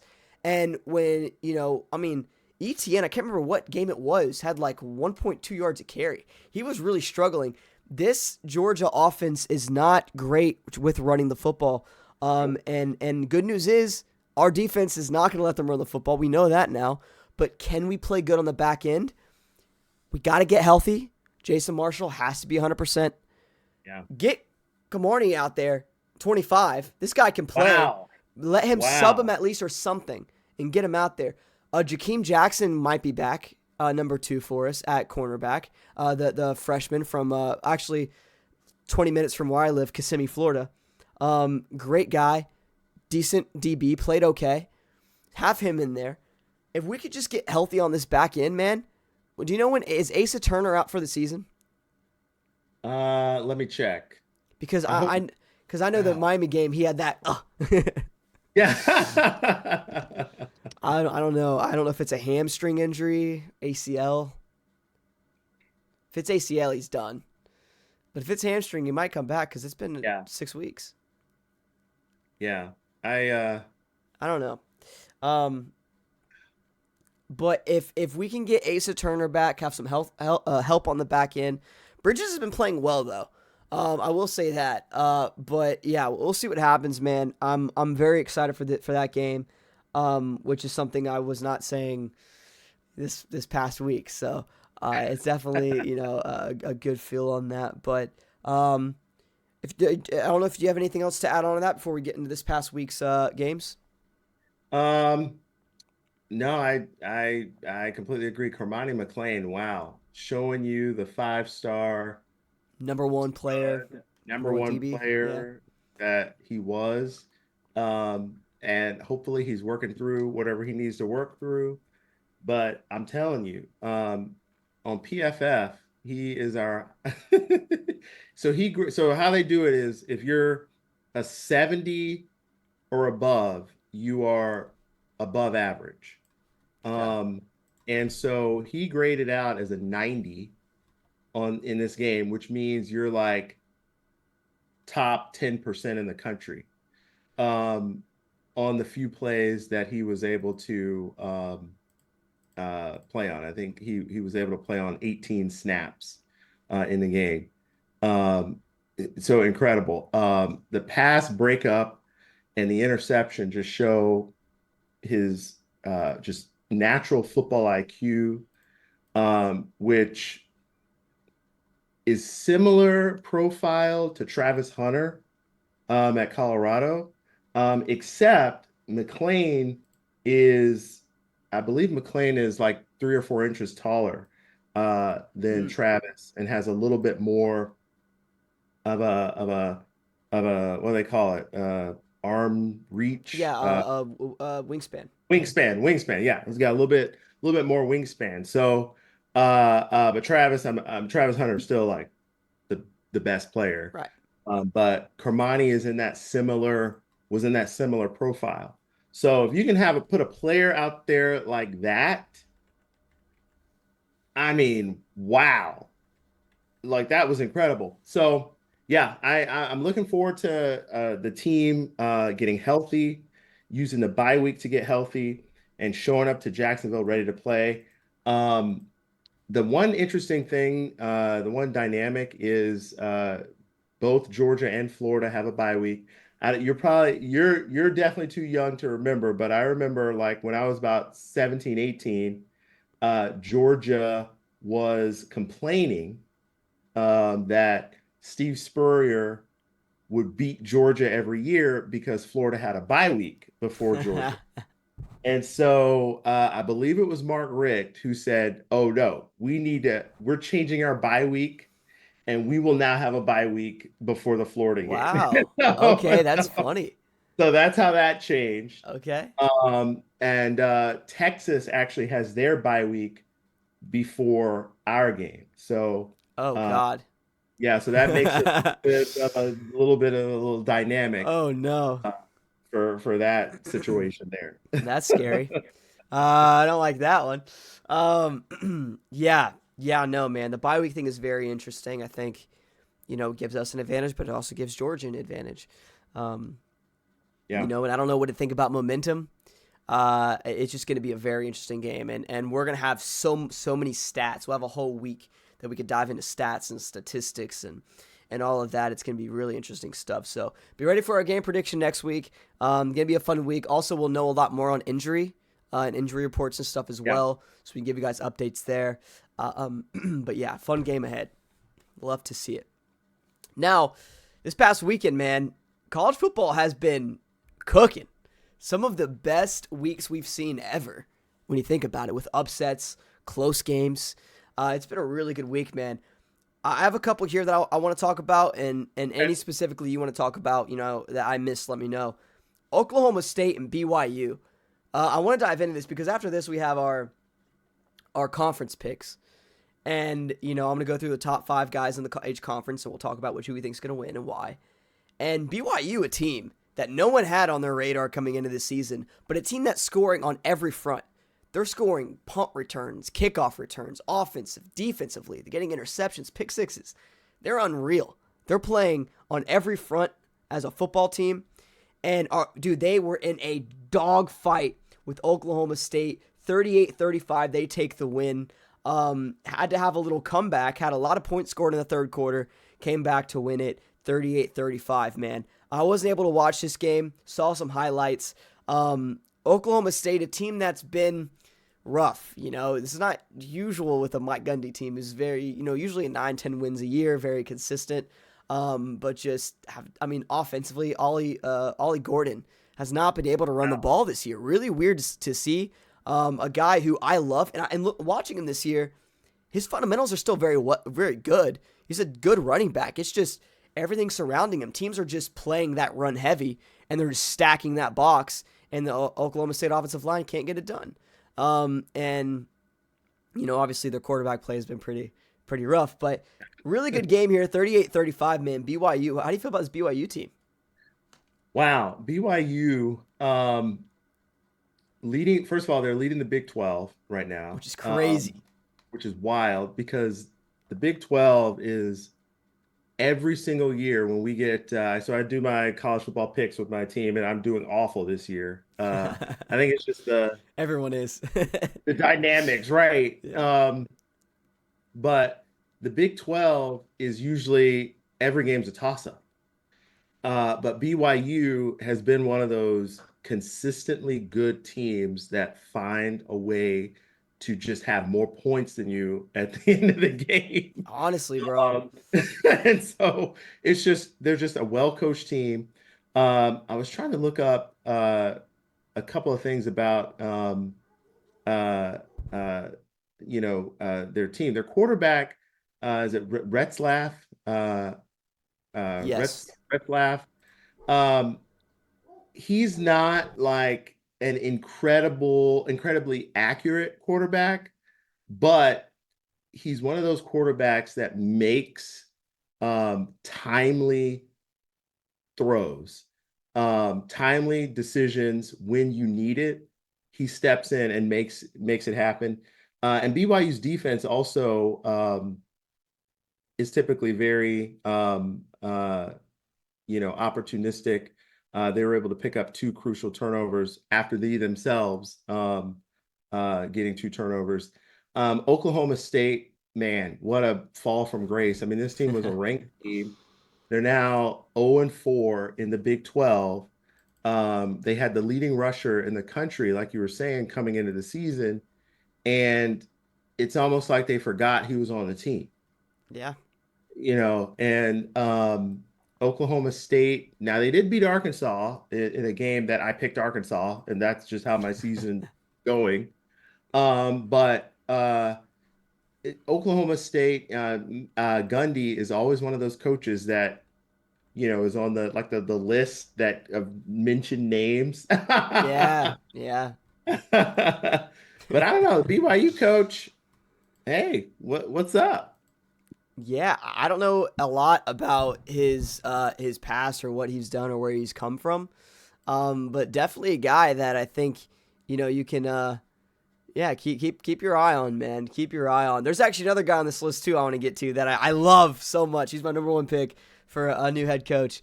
But yeah, BYU guy, man. BYU, he's really built this program up. They've been competitive. Even last year they were competitive. You know what I mean? But they're a program that's finding ways to win. Something that Florida really doesn't do. You know what I mean? When we get in dogfights, we don't usually find ways to win. That shows the trust that team has in their coach. That shows the fight that team has. And I think that's a testament to that head coach. So I'm with you, man. Great game. Like you said, turnover central. It's really funny. You look at Oklahoma State. They had 3 quarterbacks play in this game. They don't know what they're doing, dude. I mean, Ollie actually had a good game, but I mean, 3 quarterbacks. It was 85 yards, 51 yards, and 16 yards, 2 picks. Same thing happened last year. They were not able to find a quarterback, and it's hurt them so much, man. I don't know why they didn't go in the transfer portal and try to get someone huge, but I think Sanders last year leaving to go to Ole Miss really, really hurt Oklahoma State. And Sanders was not a great quarterback, but he did, win them games and was consistent enough to win them games. Because right now, man, Alan Bowman, not the guy. Garrett Rangel, not the guy. So we'll see what happens with them, but a really interesting game by BYU. So fun stuff there. Next game, let's keep it in the Big 12. UCF and Iowa State. Dude, I actually was able to watch some of this game. I mean, talk about run the rock from UCF. My God. Like, I knew that they were running the ball great, but I'm looking at the stats here, man, and I don't – this is bigger than what I even thought. So, the quarterback for UCF, because KJ Jefferson, obviously – he's KJ Jefferson, and battling injuries as well. Ja'Cory Brown, 8 of 20, 62 yards and 2 picks. You look at that, you go, you know what I mean? It's not great. Yeah. And yeah, man, those interceptions were not pretty. But you look at the rushing. Ja'Cory Brown. This is the quarterback, by the way. Just keep this in mind. 13 attempts for 154 yards, a 67-yard run, which I was able to watch, which was unbelievable. He's so fast, dude. It's insane. And 2 touchdowns by a quarterback. I mean, it was insane. And then RJ Harvey, a guy who we actually did a pretty good job managing, 25 attempts for almost 200 yards, an 80-yard bomb, and 2 touchdowns for RJ Harvey. I mean, dude, we know that UCF loves to run the ball, but holy shit. Like, unbelievable game by UCF. And you look at Iowa State, a team who, once again, this year has been a great story. Undefeated, still undefeated. Had a final, minute touchdown to win this game. They were down in this game and had a crazy drive at the end to win it. Unbelievable job by Rocco Becht, I believe is the quarterback's name, threw 2 interceptions, but man, had a nice run game in this game. He did himself a really good job of running that ball, especially good job managing the offense in that last drive, throwing, running, just phenomenal game. And I'm happy, coming home from the Florida game. I was able to watch that a little bit of this game and that final drive. And I was like, I was walking out. I was like, yo, UCF won it. UCF won it. And then we get in the car. It's still going. Iowa State, I saw had the ball with like a minute left. I was like, we got to turn this bad boy on. And just a phenomenal game, man. And this once again goes back to BYU. Same thing with them. What a job by Iowa State of finding a way to win. Down on a UCF team. By the way, Iowa State was at home. A UCF team who's just struggling, man. They're just not finding a way to win. They're on the opposite end of the spectrum. But a great game by Iowa State. And, Big 12's a fun conference, man. Yeah. I was low-key rooting for UCF in this game. I just don't understand how you can run for 354 yards, but lose time of possession almost 2-1. Yeah. But unless every rush is like basically a 30-yard run. Yep. They average 9.1 per attempt. I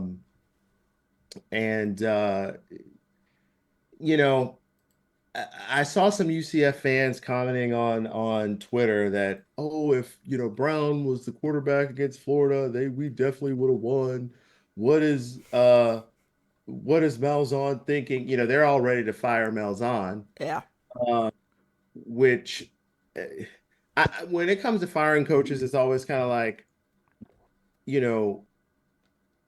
can you get someone that's materially better? Is the first question. UCF, yeah. At UCF, right? And I think that'll be tough. But to your point, Iowa State is just a team. When you start to win, you start to become wired to how do you win a game. And Iowa State's just one of those teams with Matt Campbell that they're able to win a game multiple different types of ways. This game, it'll be their offense. This game, it'll be their defense. UCF so far this year, their defense has completely let them down. They have really no pass rush, no ability to stop the run themselves.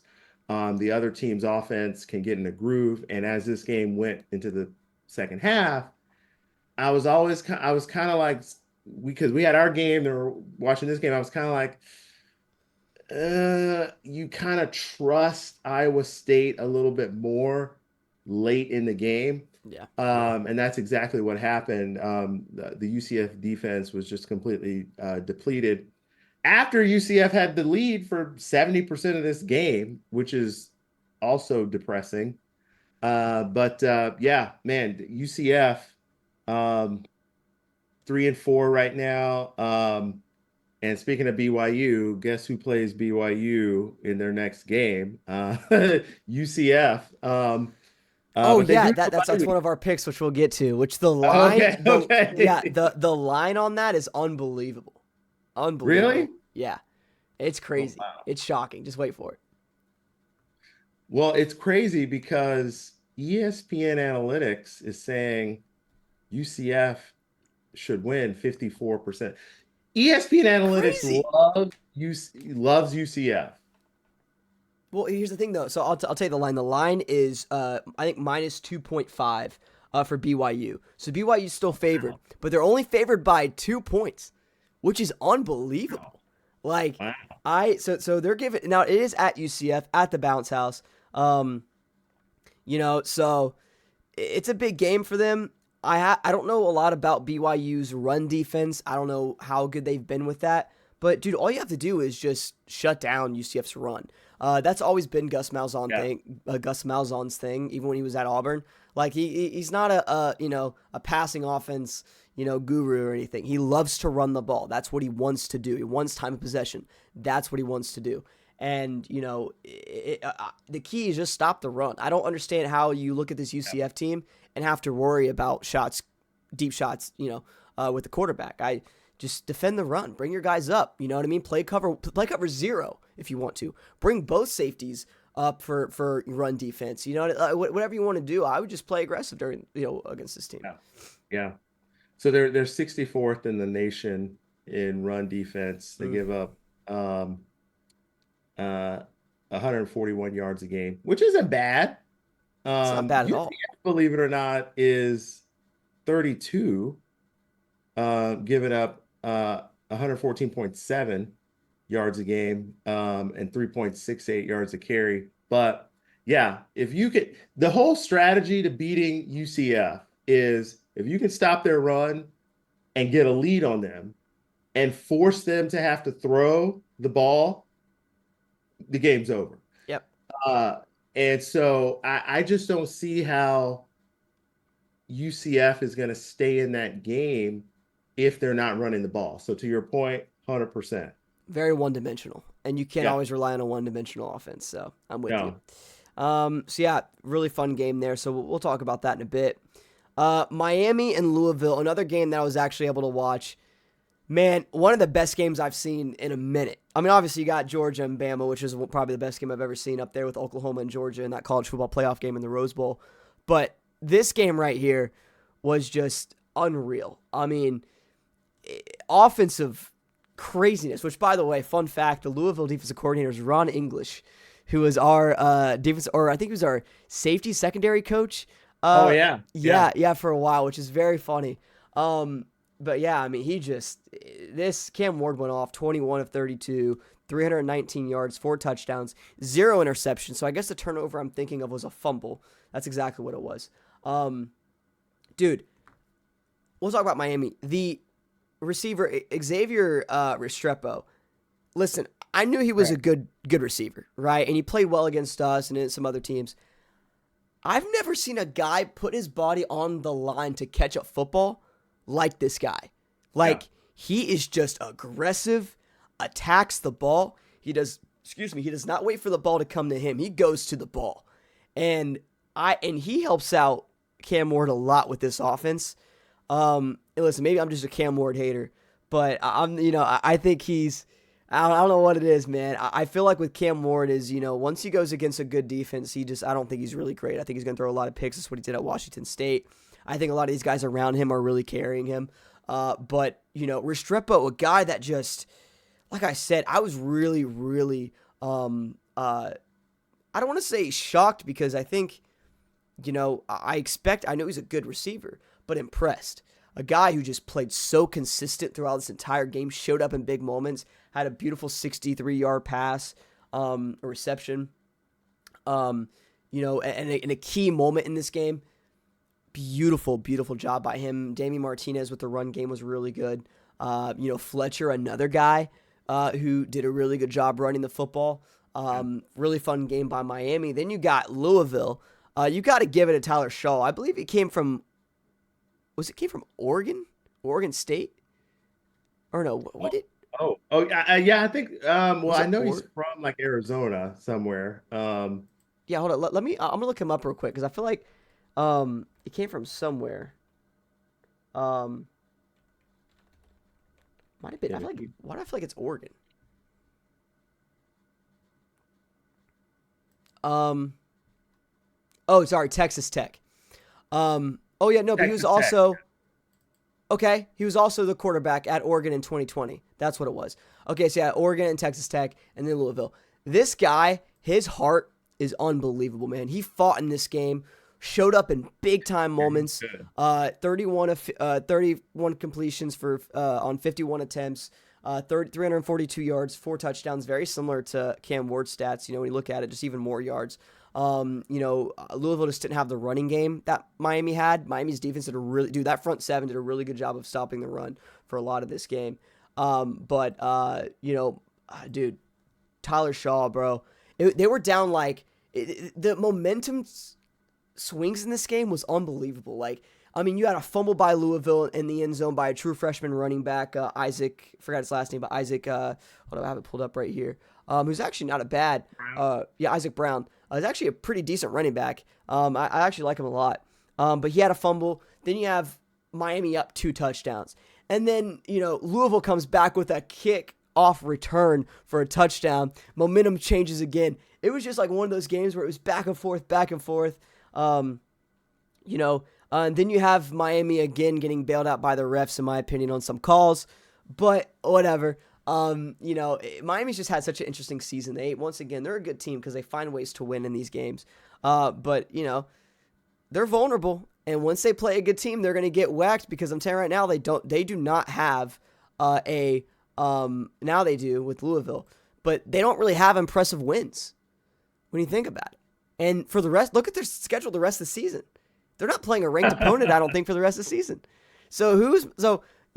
Playoff talk's going to be really interesting with them. I do think they, which we'll get to with conference predictions. ACC championship game with Clemson in Miami is a really interesting game. I'm really excited for that one. Clemson, one of those teams that kind of like us that just turned it up now. A very different team than when they played Georgia in week 1.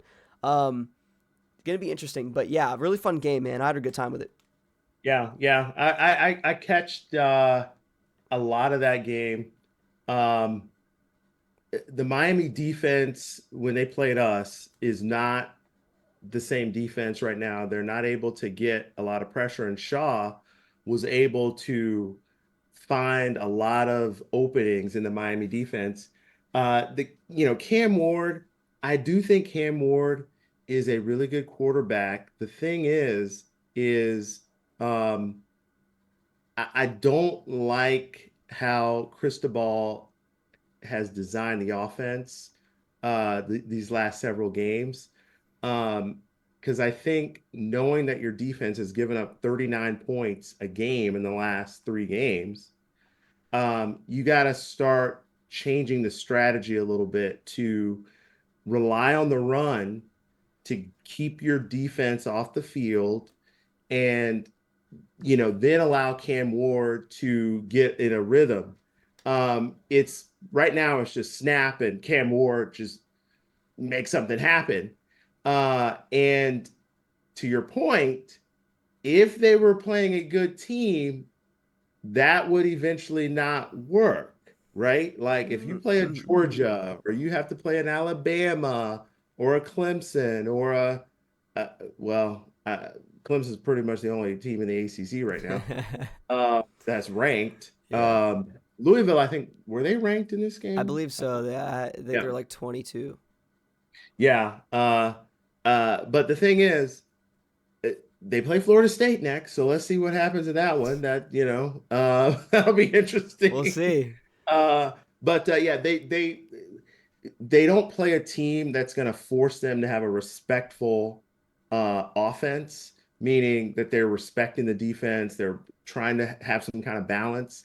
They just put everything in Cam Ward's hands. That's not going to bode well when you get to the playoffs, and it's going to end up looking a little bit like I don't know if you remember a quarterback that was doing really well last year, the Washington quarterback. I forgot his name. Penix.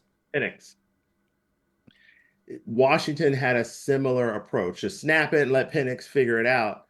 When they played Michigan, the best defense in the country last year, that wasn't you were good luck with that, Yeah. right? And they could barely score. So that's what I kind of feel is going to ultimately end up happening to Cam.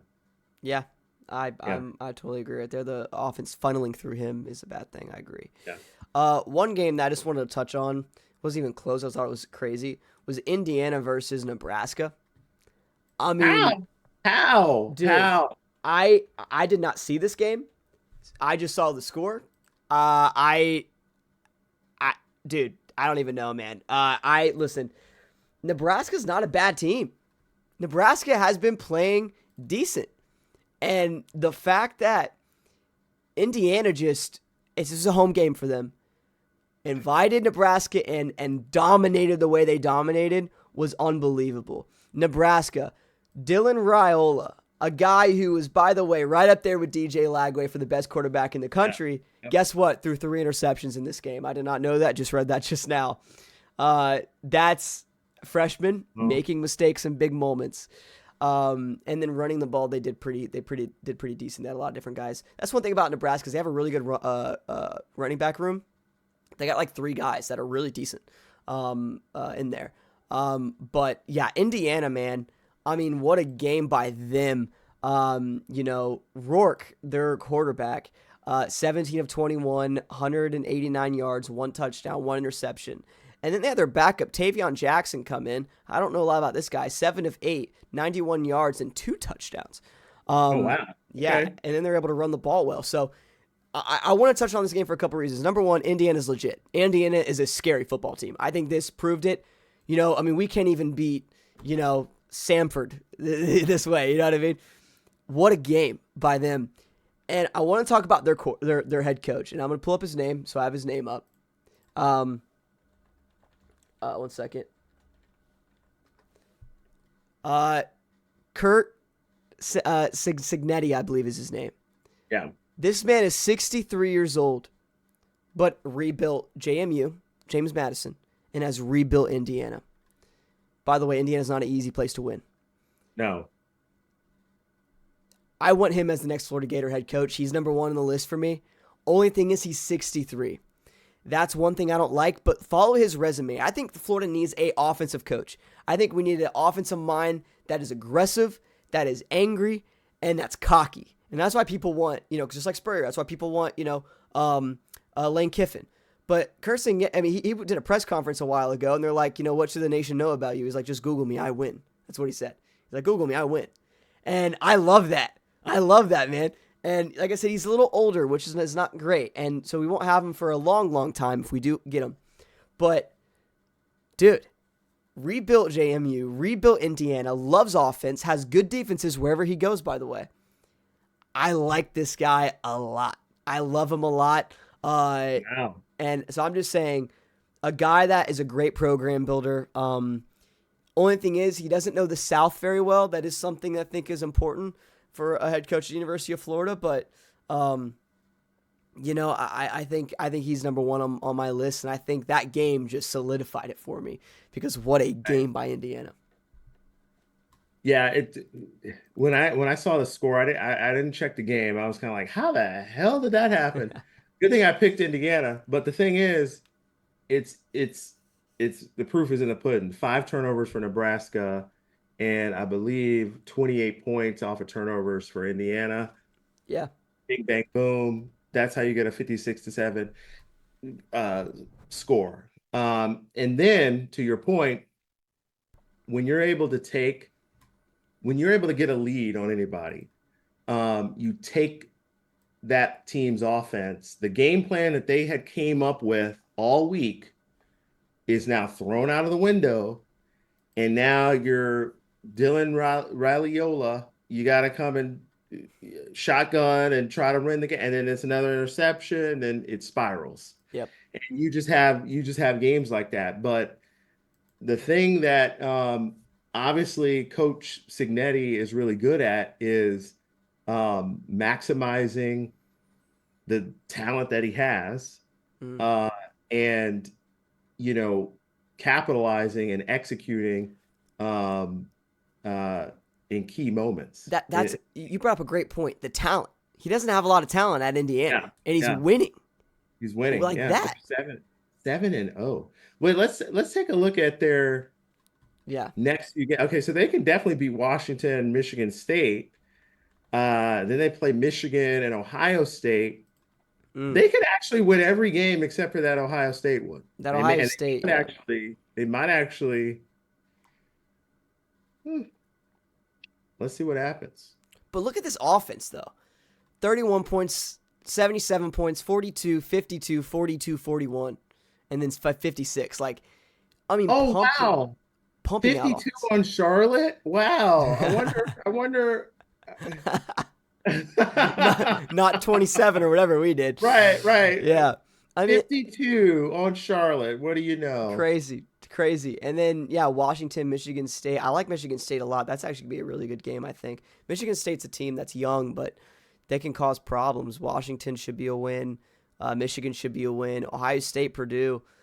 Purdue's upset Central, and then you got Ohio State, man, and Columbus. That's going to be a tough, tough game. I'm going to circle that one.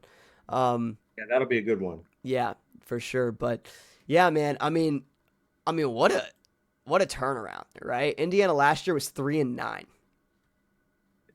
Insane. 3-9, and they're beating teams like this. Kurt, you are a Florida Gator. Eddie. Yeah, for sure, Wow. man. Yeah, Great three and job by you. nine to 7-0. That's coach of the year material right there. Yeah, he's playing NCAA on varsity mode. So yeah, just a guy I think that the Gators need to watch out for is Kurt, man. I really like him. Knows offense, has good defense wherever he goes. Just something to pay attention to. We can then dive into LSU and Arkansas. Once again, another game that was not really close for a little bit, and LSU just started to pull away heavily.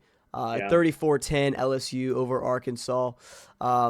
The reason I want to touch on this game is I called it out to my dad. I was like, look, everyone's saying that Arkansas is going to have an upset here. And literally everyone on College Game Day were saying to keep an eye out for it. It's going to be an upset. More people picked Arkansas to win this game than LSU on College Game Day. And, I looked at my dad. I was like, this is going to be one of those games where, like, the underdog becomes the favorite, and then the favorite just comes in and clobbers. That's exactly what LSU did. Yeah. And look, this Arkansas team's a good team, man. Like you said earlier, they have some good wins underneath their belt. And LSU playing dominant. Garrett Nussmeier, and I cannot wait to do the LSU week because I hate LSU, and it's going to be a fun conversation. 23 of 34, 233 passing yards. Caden Durham, a really good running back for LSU. 101 rushing yards, 5 yards a carry, 3 touchdowns. Mason Taylor is a big-time guy that is just an absolute weapon for LSU at tight end.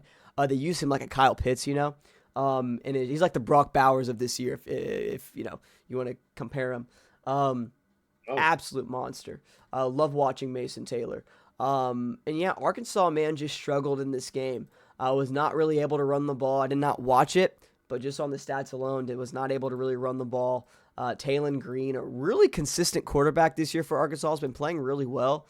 21 of 31, 1 touchdown, 1 interception for 239 yards. So my guess is they just had turnovers at the wrong time and just came back. But great win by LSU. This is a huge win for LSU, man. What a team. Yeah. And, Brian Kelly's special. Yeah. The thing about Brian Kelly was at Notre Dame, he would win all these types of games. It's the games where you play the big boys that you would worry about LSU. Yeah. So that's the one thing about picking LSU is Brian Kelly outmatched from a talent standpoint or outmatched from a coaching standpoint? And this wasn't one of those games. So this was a game that probably should have picked LSU.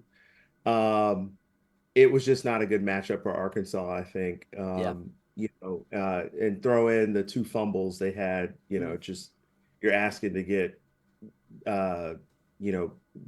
belly ached. And now LSU, they have this is probably the biggest game of the weekend in College Station against Texas A&M. Oh man, we're doing that pick later. Well, not just that. Then they had guess who they have right after that? Oh, Alabama. So it's dude, and then they play us. I and then mean, they play Florida. Yeah. yeah. So get them. No, yeah, crazy stretch for them too. Like you said, I agree. Brian Kelly in And then they big play games. Vanderbilt. Hey, yo, hey. By the way, Texas plays Vanderbilt at Vanderbilt this weekend. Something to look out for. We're gonna do that pick in a little bit.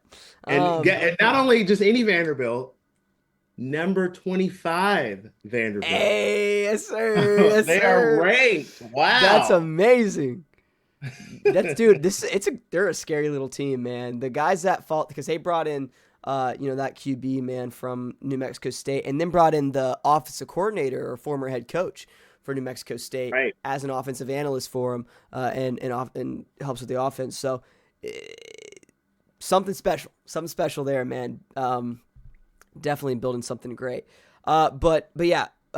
Anyways, LSU, Arkansas, great win by LSU and they just have we're gonna learn a lot about Brian Kelly and this LSU team these next 2 weeks. I promise you that, whether they like it or not, for sure. Another big game that I wanted to talk about was Texas A&M and Mississippi State. A game that Texas A&M was in a dogfight for the majority of this game. They're lucky that they shut out Mississippi State in that third quarter because it was 21-17 going into half Yeah. and was super crazy. How do you feel about it? Oh man. So Texas A&M, they're just a well-coached team on the line of scrimmage. Yeah. So to beat them, you're gonna have to, um, if you don't have a line of scrimmage that's as good as them, you're gonna have to be able to design an offense that gets the ball out of your quarterback's hands quickly. And I think Yeah. Michael Van Buren, their quarterback, uh, was able to do that in this game.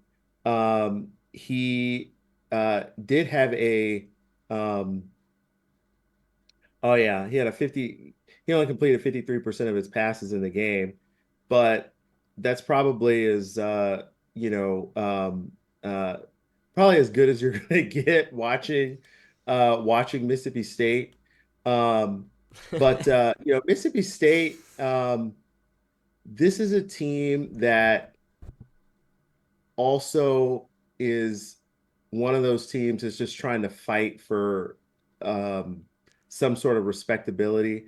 They've now lost, I believe, their last 6 games in a row. Mhm. But the last 2 games have been somewhat promising. I mean, you lose 41-31 to Georgia, um, and 24-34 to Texas A&M. So it's like these 10-point games, and you're able to put up points. The Mississippi State defense, though, is rated, uh, they're almost FCS level with some of these Dude, numbers. well, you know who their defensive coordinator is? He's a special teams coach. This dude does Oh, not have experience with. Literally, I believe they got him from either Alabama or Georgia. A special teams coach. One of the worst hires I've seen in a minute. You're at Mississippi State. You can get a defensive analyst from another SEC school. You know what I mean? Like I don't know why you're going to a special teams analyst, a guy who doesn't have a lot of experience with defense, as your defensive coordinator. Jeff Lebby, don't understand that hire. And like you said, it's biting them in the butt, man, because their fundamentals, their line of scrimmage, it is horrible. It's terrible yeah, to see. It's so bad to it, watch. yeah, it's it's not good. And combine that with the fact that they don't have any. Well, if you look at this, they got 23 4 stars on their roster at Mississippi Wow. State. That's Wow. pretty that's pretty good. That's really good, yeah. Um, that's pretty good. And Vanderbilt only has 12. So you have basically twice as many 4 stars. You don't have any 5 stars. We got 23 4 star players. You should be playing at a little bit of a higher level than this. But like I say, the SEC, man, I mean, they played Georgia, Texas, Florida back to back to. I mean, it's a tough. It's a tall task. Oh yeah. Oh yeah. No, yeah, yeah, got a lot coming up. You can only feel bad for Mississippi State, especially since it's a rebuild year. You know what I mean? Yeah, it's And a rebuild. It's a and rebuild. but still getting destroyed by Toledo at home hurts. Yeah, So yeah. you can't let that happen when you have 24 4 stars on your team. But they're getting better each week. They're kind of finding some stuff, but you know, A&M throwing 2 interceptions, by the way. Connor Wigman throwing 2 picks in this game really helped Mississippi State defense. So Stay in the game. Yeah, stay in the yeah. game, exactly. So, fun game. I wasn't able to watch it, but I might watch a little bit more Mississippi State going forward and see if they can, maybe pull something off. I feel like they're just bound to at this point. You know what I mean? A couple really close games against some really good teams. Right, So we'll see what right. happens. Well, they play Arkansas, Okay. so that'll be an interesting game. I I like mean, that. that will be. I mean, that is an opportunity for Mississippi State to get their first and potentially only SEC win. I like that. Um, then they play UMass for homecoming, and then look at this: at Tennessee, Missouri, at Ole Miss to end the year. Oof. Yeah. Oof. That poor football team. There was so many away games. You know what I mean? That's crazy. Call Dan Mullen. Call Dan Yeah, Mullen. they want him back. Yeah, they definitely want him back. No, yeah, I'm very curious to see. I feel like they're gonna have an upset. I'm just waiting for that weekend. It's gonna be fun. Arkansas is gonna be a really good game. I'm excited for that. Yeah. But yeah, cool. Next game, because the new AP pulls out. Tennessee versus Alabama. Number 7 Tennessee. After they got a win, 24-17 over Bama. I was not able to watch a lot of this game. I was able to watch a little bit of it as I was pulling up to Gainesville, but wasn't able to watch the second half. Man, Jalen Milroe, the downfall of him needs to be studied. The Georgia game looks like a number 1 pick for the NFL. And these past couple weeks, man, a lot of mistakes. Wanting to run the ball or escape the pocket when he doesn't need to. It feels like he needs to be a Cam Ward out there when you have 5 stars all around you. Making a lot of mistakes, a lot of really bad throws, a lot of inaccurate throws at times. Threw 2 picks in this game with a 55% completion percentage. Yeah, man. I mean, just a really, really rough game from Jalen Milroe. Nico, though, actually hit a long ball. That's actually a play that I Yeah, did he see. hit a long ball. He hit Wow. it, yeah, a deep shot in this game was amazing to see. Right here, it was to Deontay Thornton with a 55-yarder. It was a beautiful deep ball, almost overthrew him. Like, it was on the tip of his fingers. I remember watching this, but Nico actually hit a deep ball. So, good for him, man. And that right there shows when the deep balls hit, it opens up the run game. Dylan Sampson, 140 yards rushing.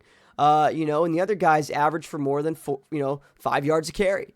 So, one guy averaged 7.2 and Nico had 5 yards a carry. So, the offense opens up when you're able to extend the field and spread everybody out and make them respect those deep shots. And so good on Nico for hitting that, man. But yeah, he also had a 50% completion percentage and an interception. So if you love quarterback play, man, this year in college football is really not, your cup of tea. But were you able to watch more than me, man? What did you take from this? Great game by Tennessee. The little bit that I did see, it was loud in Knoxville and Neyland, and it was also a very physical game from what I saw. I saw some big hits. Yeah, yeah. It is a third Saturday in October, Yep, is what they call it. Was it the third Saturday in October? it was. Oh, okay. All right. Yeah, so this game, it came down to rushing. Alabama could not run the ball at all. And when you have a quarterback like Milroe, you got to be able to run it for him to be more effective throwing it. Alabama, I remember watching the game, they would hand it off and the guy would get stoned at the line of scrimmage. They had 75 yards rushing total. Tennessee had 220 yards rushing in the game. And there were a couple for 5.4 yards a carry. Alabama only had 2.2 yards a carry. And for reference, when we played Tennessee, we had 3.5 yards a carry. So we were like materially better running the football against Tennessee than Alabama, That's insane. which is We crazy to want think. Bama. Yeah, like, and I think a part of what you're hitting you hit the nail on the head when you say quarterback play is down. I just think and I would love to hear what you think, but I just think now with the transfer portal and NIL and musical chairs with all these players, like the quarterback relationship with the wide receivers and your O line and your running backs, that's something that needs to develop longer than a year. And for the quarterback to get a feel for how my guys run their routes and where they're going to be. And I think now that you've got all these new wide receivers on your roster, it's tough to kind of get that feel going. And this was a game where it kind of looked like that.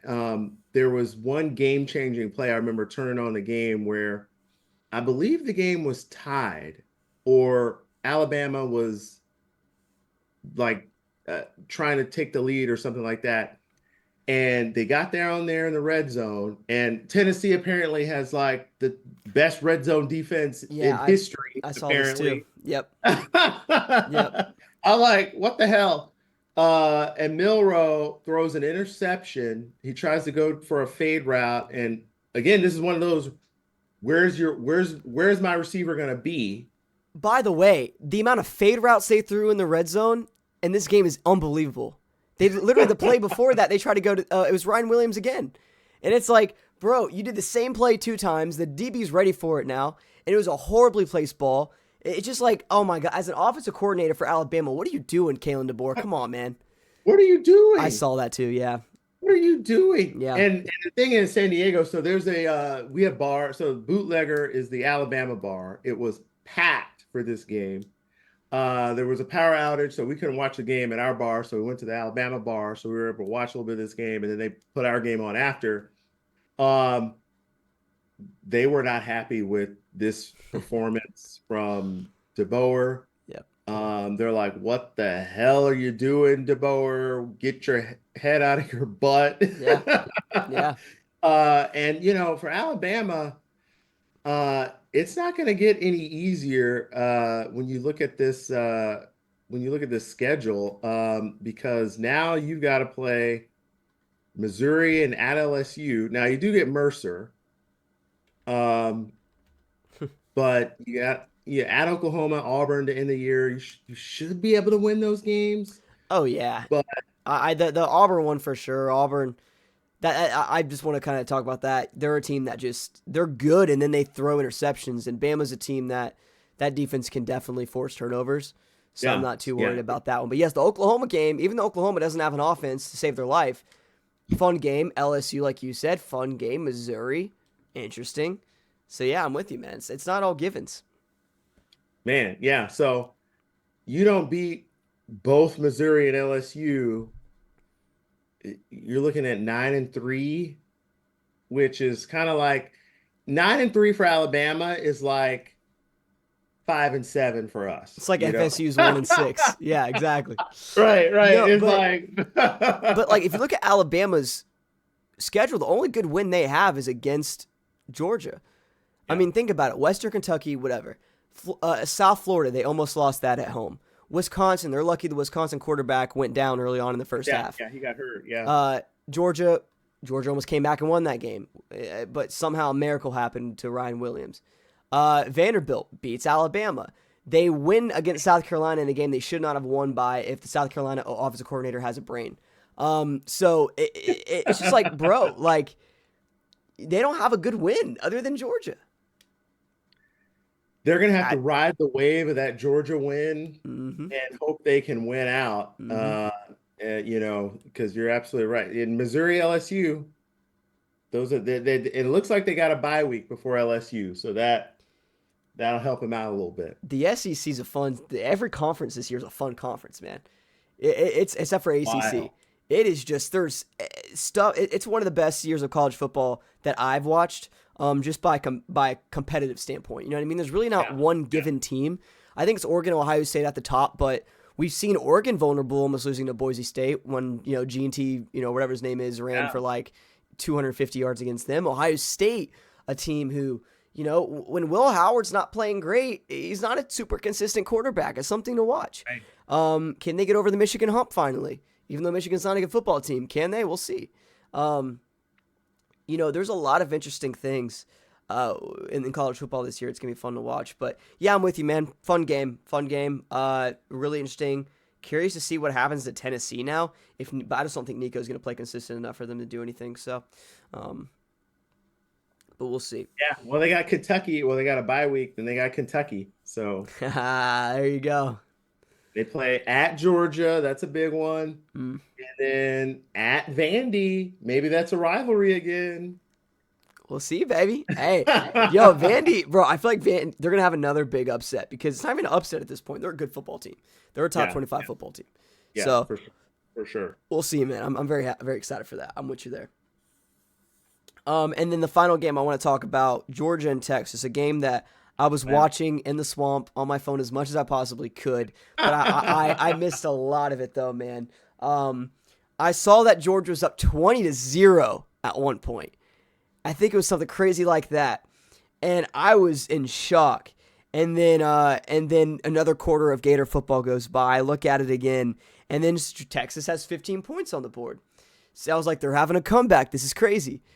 EJ, you might have watched more of this game than I did, and going into these next couple weeks, I'll be able to watch the highlights of these games the night of or the morning of. It's just I went to the Gator game, had a lot going on, didn't have time to do it. But did you watch a lot of this game? If so, break it down for us, or just give us a little rundown of what happened. Yeah, so this was a turnover fest. I think there were 7 turnovers Wow. combined. Um, it was a sloppy, ugly game, and it favored Georgia. Georgia came out and immediately made this a game about them, which is we're going to stone you with our defense. Your offense is going to have no hope whatsoever to score on us. And we're just going to be a balanced locomotive type of an offense. Now, Georgia's turnovers in this game were all Carson Beck interceptions, which kept the game respectable for Texas. Mm-hmm. Because if Carson Beck doesn't throw these picks, this game's like 41-7 or whatever. Mm-hmm. I mean, it would have been a vintage Georgia complete beatdown. Texas was not prepared for this game. Right in the first couple of possessions of this game, you could tell that Texas, they weren't physical. They weren't getting off the ball the way that you need to get off the ball when you're playing Georgia. You got to make Georgia feel like, oh, there's a game that we're actually playing against somebody, and if they're not feeling that, they're just going to steamroll you. And that's what happened. But the thing is with this Georgia team, and we were touching on this earlier, this is a team that doesn't have the ability to take the top off like those 2021, 2022 teams. So Texas was able to make a touchdown, get a 2-point conversion, get another interception, make the game a little bit closer than what it really was. But a vintage Georgia, this game is completely out of hand. Very similar to like when Georgia played Michigan in the college football playoff a couple of years ago, where Michigan, we thought Michigan had a decent defense and Georgia just stoned them. But this was a game that I think Kirby was able to get into the heads of his players that nobody's picking you to win. Everybody's thinking that you're going to get ran all over, and it got his team's attention. Hopefully hopefully nobody's going to be telling them that they're the best thing since sliced bread when they play us. Yeah. Now Kirby's going to be telling them that, but hey, there you go. No, I'm with you, man. I had Texas by like 2 touchdowns coming into this game. I was very confident in them. You know what I mean? And maybe I'm an idiot for that, but I think everyone else kind of thought the same thing, that Texas is at Texas. It was going to be a Texas win, and Georgia was looking a little rough. The Mississippi State game, I was like, all right, you know what? They're not in it. And I think Texas, because you look at Texas's defensive line, it's up there. It's up there with Georgia with how many big bodies they have. They got some big boys up there, man, and their front seven's really good. And it shocked me. I expected Georgia to struggle in this game, and they struggled. But Texas just could not take advantage of the opportunities, and like you said, it was a turnover battle. And I guess, like you said, just fell in Georgia's lap. But man, if you're a Georgia fan, you have 3 interceptions. If you're a Texas fan, you have 3 picks that you had, and you still lose by 2 touchdowns or 2 possessions. That's gotta hurt, man. That shows how much better of a team Georgia is than you, and that's stab in the back. So that hurts, and man. Texas had 29 yards rushing. Golly, like 1 yard per carry. Jesus was the stat. So it's like you can't run it. That's scary for us. Yeah. But that's just how Georgia is. Yeah. But here's the thing.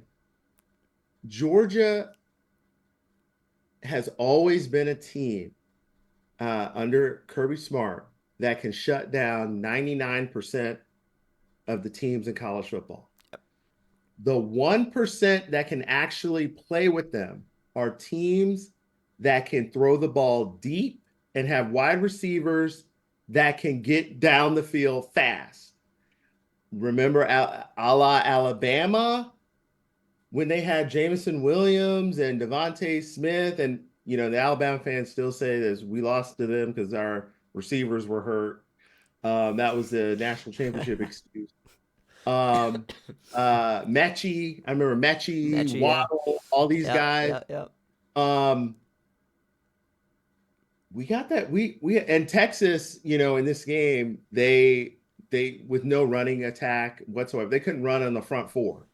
So they were thrown into max coverage, and the Georgia defense teed off and was able to get a couple of. I remember watching one play. It was like it looked like he was trying to throw the ball, but they knocked the ball out of his hands before the arm went forward, and they got the fumble.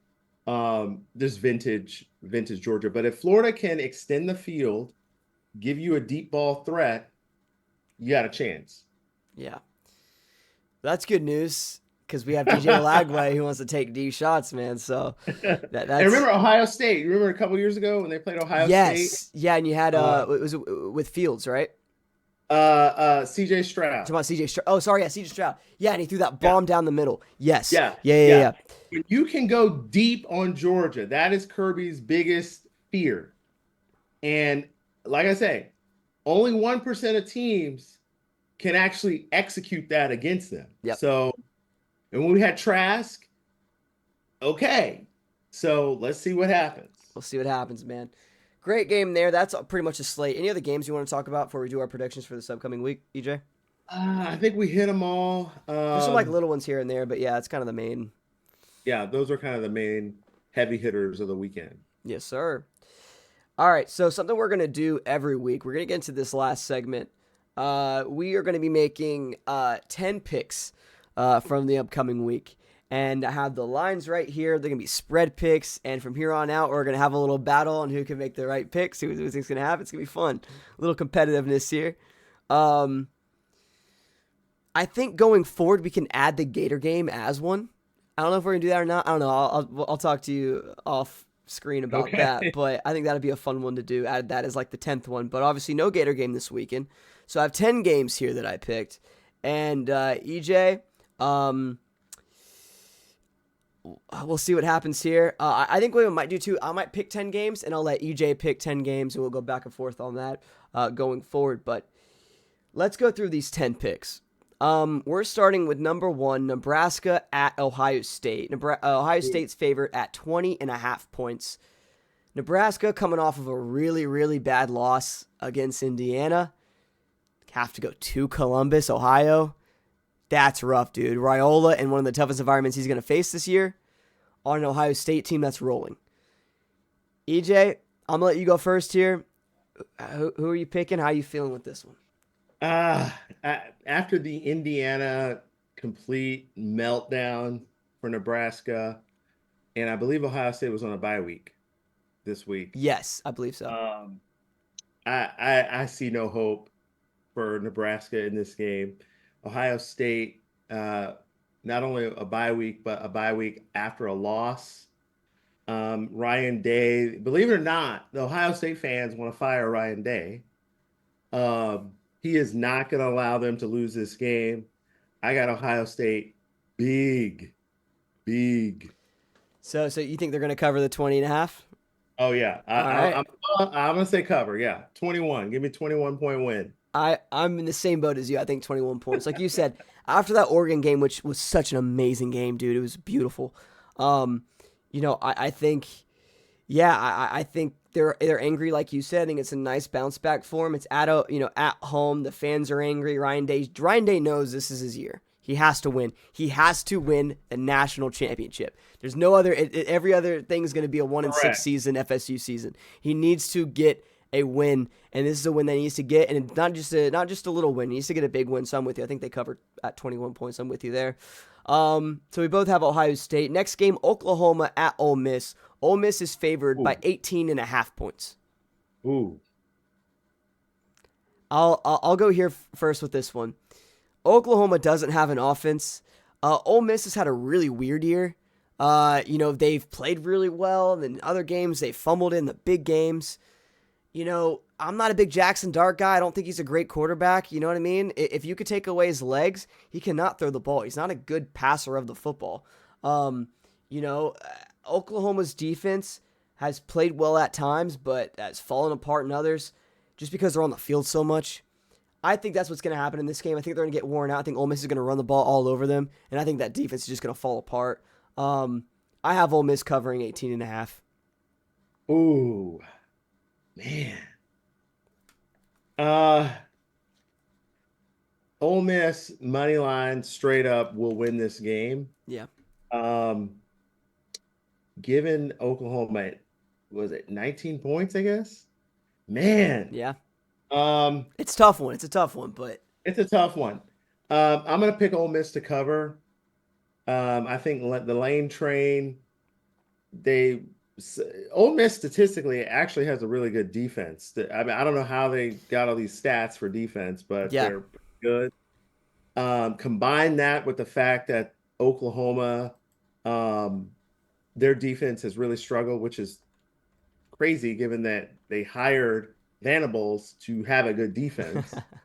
I give me Ole Miss to cover. There you go. Yeah, I'm with you there, man. Ole Miss gonna cover. It's a scary pick because I feel like Oklahoma has to show up in one of these games, especially with how their season just falling apart on them. You know what I mean? Getting steamrolled by Texas, just not looking good. Should have lost against Auburn. That game was an absolute joke. Auburn throwing a pick late to which is a very Auburn way to lose the game. That is that vintage. Vintage Auburn. That's their big Auburn. When they don't throw picks, they're a good team. When they don't fumble the ball, they're a good football team. It's just that's just the one thing hurting them. Oklahoma. Having a really rough season. So I agree with you there. Welcome to the SEC, Oklahoma and Texas. Yes, sir. Yes, sir. Exactly. Okay. Notre Dame favored by 14 points over Navy. This is a neutral site game, I believe, at MetLife Stadium. Notre Dame coming off of a very impressive win on Georgia Tech. I really like that, but they're playing an undefeated Navy team that is putting up points, bro. 49, 38, 56, 41, 34, 51 coming into this game. Are they great teams? No, they're not playing great teams, but they got momentum right now, and they're coming into MetLife to play a Notre Dame team that's on a roll. It's a 12 o'clock game. Notre Dame's favored by 14 points. I really like Navy's. Obviously, this is the offense they run, right? This rushing attack they have is unbelievable, obviously, with their little, triple option you just can't figure out. But I don't know. I think Notre Dame's on a roll right now. I have Notre Dame. It's tough. If it was 13.5, I'd feel more comfortable with this, but it's 14 on the dot. But I have Notre Dame covering here, 14 points over Navy at a neutral site. The Navy midshipmen, our armed forces, they're combined 13-0 right now, Army Navy. It's crazy, isn't it? That's gonna be a wild game. I'm gonna pick Notre Dame to win outright, but I'm gonna go Navy to cover. And the reason I say that is because the Notre Dame run defense, I don't see them being able to.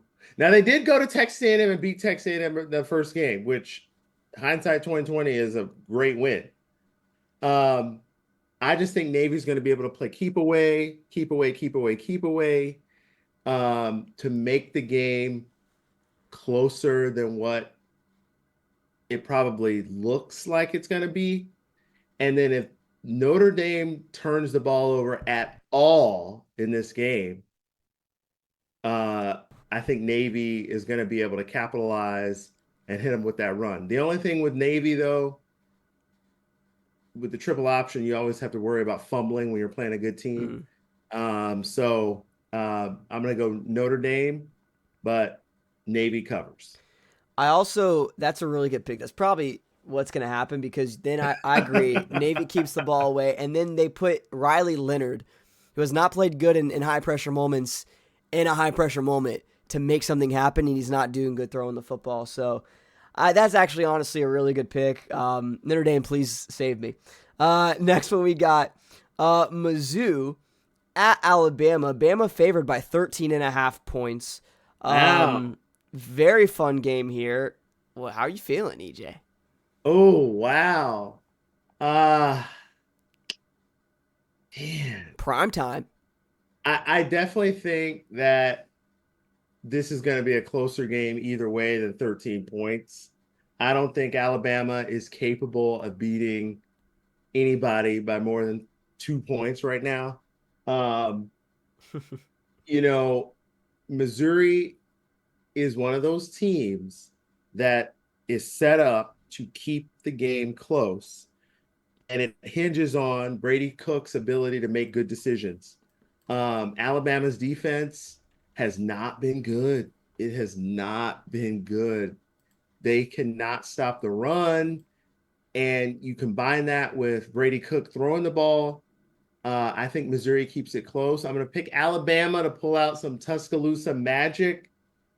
Some refs are going to call a phantom holding on a Missouri comeback pass. Yeah. That's going to seal it for Bama.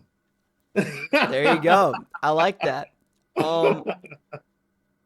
Looking back on it, it's pretty funny. I've had 4 in a row now, but I got Bama covering, man. Which I know it's kind of. I've had 4 in a row now of teams covering. Look, man. The reason I'm just so low on Missouri, they barely escape a win over Auburn. They get destroyed by Texas A&M in one of the most lopsided. Oh losses. Yeah, that was ugly. Unbelievable. Barely beat Vandy, which isn't horrible, but sneaked by Boston College. They really haven't had a great win this year, and the fact they were ranked number 6 at one point is crazy. They're now down to 21. But I think this is a bounce-back game for Bama. It has to be a bounce-back game for Bama. I think his back's against the wall. You have to go crazy in this game. Very similar to Ryan Day at Ohio State, right? You have to win big here. I think that, it's at Alabama prime time. The fans are going to already pissed off. I think it has to be a big win for Kalen DeBoer. I think Bama's going to come out on top and win by, 2 touchdowns or more for that game. But I would not surprise me if it's a close game. Like you said, Bama just can't, or if they do start off hot, they can't keep that score. You know what I mean? They can't keep a lead like Right. that. So I don't blame you, man. So we'll see what happens there. Next one, Illinois at Oregon. Sneaky good game. I'm Ooh, actually very sneaky good excited for this game. game. Illinois, bro, a team that's also been popping off very recently. Let me look up their schedule and just show you. They're playing really well. I believe they only have one loss on the season. They got a win against Kansas, a win against Nebraska, 31-24. They lost to Penn State, but Penn State's toughest game this year came against Illinois. Illinois just couldn't go do anything against that Penn State defense, which is pretty good, but did a really good job against a Penn State offense that's making points. You know what I mean? That's creating points, creating scores. They get a win against Purdue, a crazy overtime game. They beat Michigan pretty handedly. They go at Oregon, a team that's on a high right now, number 1 in the country officially. Is Dan Lanning ready for this? Is Dan Lanning ready for a sneaky game? I don't think so. I think Oregon's going to win this game, but I have Illinois covering. Oregon's, by the way, favored 21.5 points. I have Illinois keeping that within 21.5 points and having a really good game here just by Illinois' defense, I think. And how many points are they going to put on the board? I don't really know. That's what I'm a little worried about. But I think they're going to make something happen, man. It's going to be one of those crazy games. I can see why this is a big spread because I think Oregon is one of those teams that is able to do everything that is what Illinois has shown they struggle with. A team that can spread the ball and hit you with quick passes and a long ball. And they haven't really played that many teams like that. They play Kansas, which they struggle a little bit. Kansas doesn't really have the depth. And Michigan is just a I formation, like 1997 offense. So I could see why the spread was what it is. But the Fighting Illini are going to go to Oregon, and they're going to welcome Oregon to the Big Ten. They're going to keep it close. They're not going to win. Okay, I was going to say. But I think Illinois is going to keep this game a little bit closer than the experts think. But I'm going to take Oregon to win the game. It's also never a good sign when you're a ranked number 1 for the first time and no one expected you to be number 1. Usually those teams don't stay number 1 for very long. So let's see what happens. I'm with you, man. I'm with you. I mean, listen, Oregon has some weird wins, a 24-14 win over Idaho, a Boise State game. Just something to kind of keep an eye on, this upcoming week. Now, another thing too is them stopping the run. It's been rough for Oregon at some points, right? Like I said, you had the Boise State game, even the Idaho game. One of their running backs was averaging over 5 yards a carry. So can they consistently stop the run? That's what Illinois is going to want to shove down your throat, like you said. It's that 70s offense that they have. And all the signs point to Oregon winning like crazy, like you were saying. I understand why it's 21.5 Oregon. But there's something about this game that's sneaky. It's going to be a fun game. Dude, if it's going to happen, this is the year. This is the year, baby. I might even bet on this game. I have Illinois as well, so that's a great pick, man. Next one we have, fun game. Texas favored by 19.5 at Vanderbilt. How are you feeling here? Or sorry, is it I think it's my turn to pick. Yeah, your turn, yeah.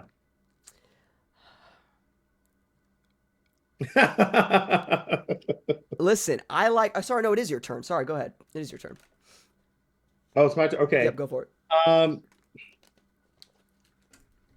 So you got a Vanderbilt team that nobody expected to do anything this year, but they're staying in all their games.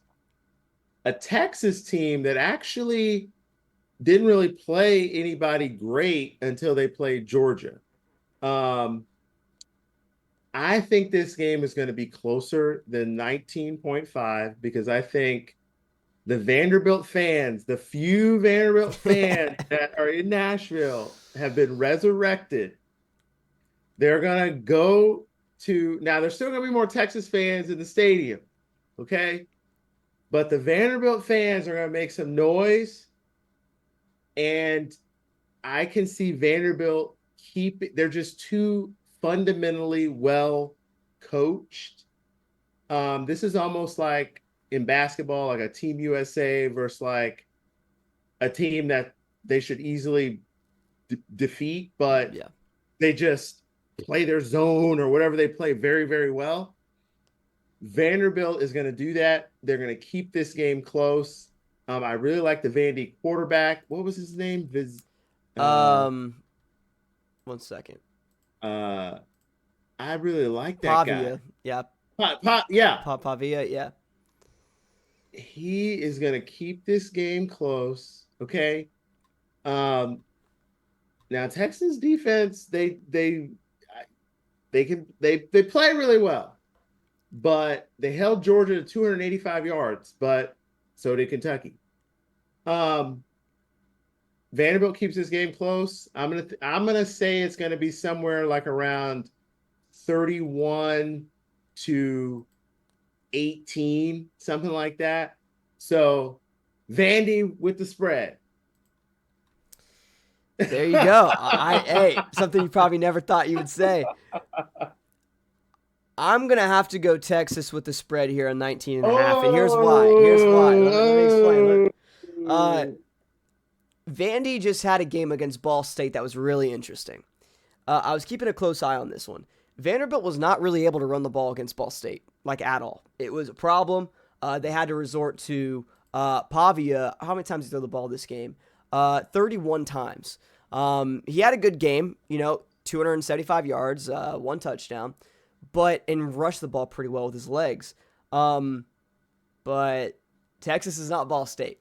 They're going to force Pavia to throw the football. I think Pavia's going to make a few mistakes. He's thrown interceptions before. He's had some rough outings. I think that's what's going to happen here. I think that third touchdown, though, to cover the spread will come very late. You know what I mean? I think it'll be one of those late garbage time touchdowns.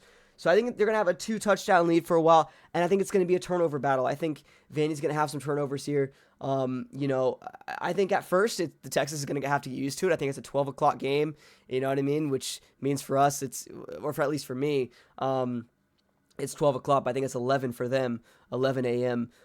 So it's an early game for Texas. We'll see how they play. It's going to be a little chilly up in Vanderbilt, Tennessee, a little cold front. So it's just one of those early morning crisp games that's just like, you just don't really want to play in. Which I think is going to really be effective in that first quarter for Texas. But I think they're too good of a football team. I think you're going to really start seeing them pull away late just off of turnovers and momentum. I think they carry momentum well. So we'll see what happens there. But I do like your pick, though. I want Vanderbilt to win this game. I really 2 upsets in 1 year would be unbelievable. Let's go, Vanderbilt. But we'll see. A lot of it just is going to be on Pavia's shoulders. We'll see how he plays. But I have Texas covering the spread. Next game we have BYU, which is favored by 2.5 points at UCF and in the bounce house. UCF coming off of a really close battle against Iowa State, ran the ball like crazy. We kind of talked about this game a little bit earlier. BYU, a team that just finds ways to win. Yeah, I don't know. Let me look at some stats real quick on BYU. I want to see. Do you have any stats on their defense or anything? EJ? Let's see here. I think we mentioned that their run defense was not the greatest. It's not. UCF's is actually higher rated in terms of yards per game given up. Yeah. Yards per rush. UCF is still slightly better. 3.6 yards a carry. BYU giving up 4.2 yards a carry. Not great. Mm-hmm. Now that you're about to play a team that only runs the ball, Mm-hmm. Um, I I want to say BYU is a bad matchup for UCF, um, because I want to say, was there a bowl game that uh, I want to say it was like the COVID year, um, something like that. UCF and BYU played, Okay. and it was like 49-14 BYU. And it, now they had like, I think they had Zach Thomas or Zach Wilson, their, NFL quarterback. But I think this game is going to come down to UCF's ability to not mess it up with turnovers, Yep.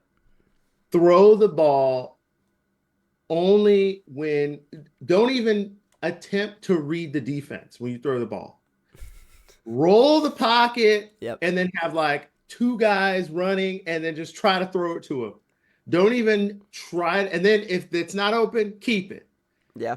I think you just have to have smart offensive game plan. Now, the issue with UCF is if BYU can get any kind of lead on them, the whole game plan falls apart. So I'm going to pick BYU in this game to go into Orlando and get a win. I just think they're rolling. I think UCF is a little bit deflated, like, oh man, we can't do anything right. BYU will win by one touchdown, and they will cover. I like that pick. If the spread was like 5.5 or something like that, I would be a little more, I'd be like, maybe I should go UCF because BYU could win by a field goal. Um, but yeah, the one thing about BYU quarterback I was looking at, he throws a lot of interceptions. He has games where he just Yeah. makes mistakes. And that's what happens when you throw the ball a lot. You know what I mean? When you throw the ball a lot, interceptions are going to happen. It happens to every quarterback. Can UCF take advantage of those picks? Can they win the turnover battle? I don't trust a one-dimensional offense. I just don't. 2.5, I have to pick BYU. Very interesting spread though. I think Vegas knows something we don't. I don't like that. But I'm gonna go BYU here. I think they cover as well. So we'll see how they go there. Um, be very interesting. Next game we have Michigan State at Michigan. Michigan favored by 6.5 points. Oh, EJ, you go here. Tell me how you feel about this one. I'm actually very excited for this game, but how do you feel? uh, so Michigan, man, welcome to big time football. Um, Wait, who's their new head coach? Who? He was Michigan? their assistant. It's their offensive coordinator. Oh man. I know Uh, we're like awful with names today. It's on the tip of my tongue. Sharon Moore. Sharon Moore. Yep. The thing about Sharon Moore is, um, this is a game where you can depend on the identity of the Michigan football team to take control of this game.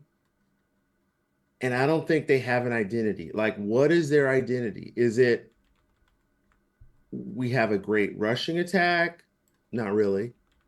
We have a balanced offense. I guess you could say that, but it's not effective. Um, we have a defense that can dominate you. I do think they have a decent defense relative to the field, but it is not a defense that is nearly a defense that is setting their offense up in short field position, winning field position enough because their offense is so ineffective. They only scored um, 7 points in this game against Illinois. They only were able to score 17 at Washington, and Washington's not even that great this year. Yeah.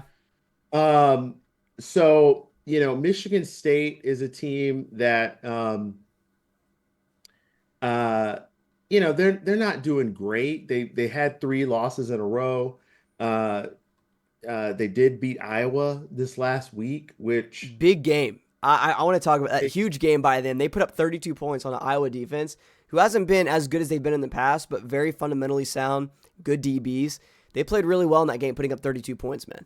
something a flip switched for Michigan State in that game against Iowa, um, where they were able to gain 468 yards against a team that has an identity for Stonewall defense. By the way, being balanced. Being balanced in doing that. Like, so with all that said, um, given that this game is in Ann Arbor, I'm gonna go Michigan. Um, I'm gonna go Michigan to cover and get a win by a touchdown. If it was in Sparty land, I'm going Michigan State, but I'm gonna go Michigan in this one. I agree with everything you just said. I have Michigan covering as well. But I really like this Michigan State team. I think his name's Childs. I think his name is as the quarterback, making a lot of freshman mistakes. He's a true freshman. Yeah. I actually took Michigan State to a national championship in NCAA this year. It was a great time. Oh. So I know all these players very well. But no, he's playing, like I said, very inconsistent. But that's what you're going to get with a true freshman quarterback. But man, when he plays, he balls out, bro. He balls out. Great arm. Very mobile. I like him a lot as a quarterback, man. So I'm very excited to see what goes on in this game. I just think, Michigan State's had a lot of issues with penalties this year. It's really hurt them. I do like Jonathan Smith as a head coach, though, for them, who came from Oregon State. I do think he's going to build them into something good there. They just have a very young team, man.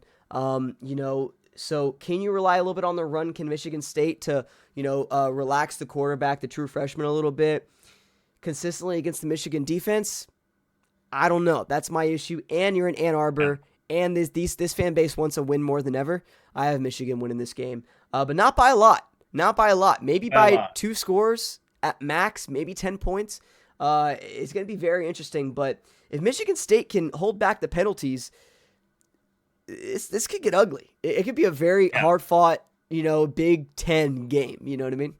Yeah, for sure. And this game is either going to go a Michigan 7-point, they're going to look like the better team, or it's going to be the blocked punt on 4th down that's run back by Michigan State. Yeah. And then you have suicidal Wolverine fans in the stands.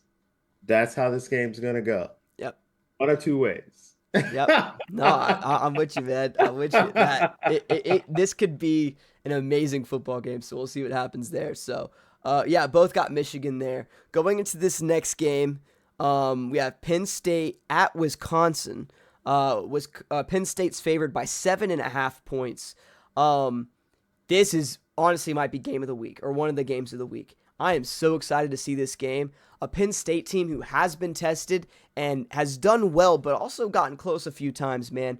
Drew Aller going into an environment like Wisconsin, which, by the way, Wisconsin has momentum, man, has been winning. They took a loss to Alabama and USC back-to-back, but, man, 3 wins in a row now against Purdue, 52-6. Got the job done.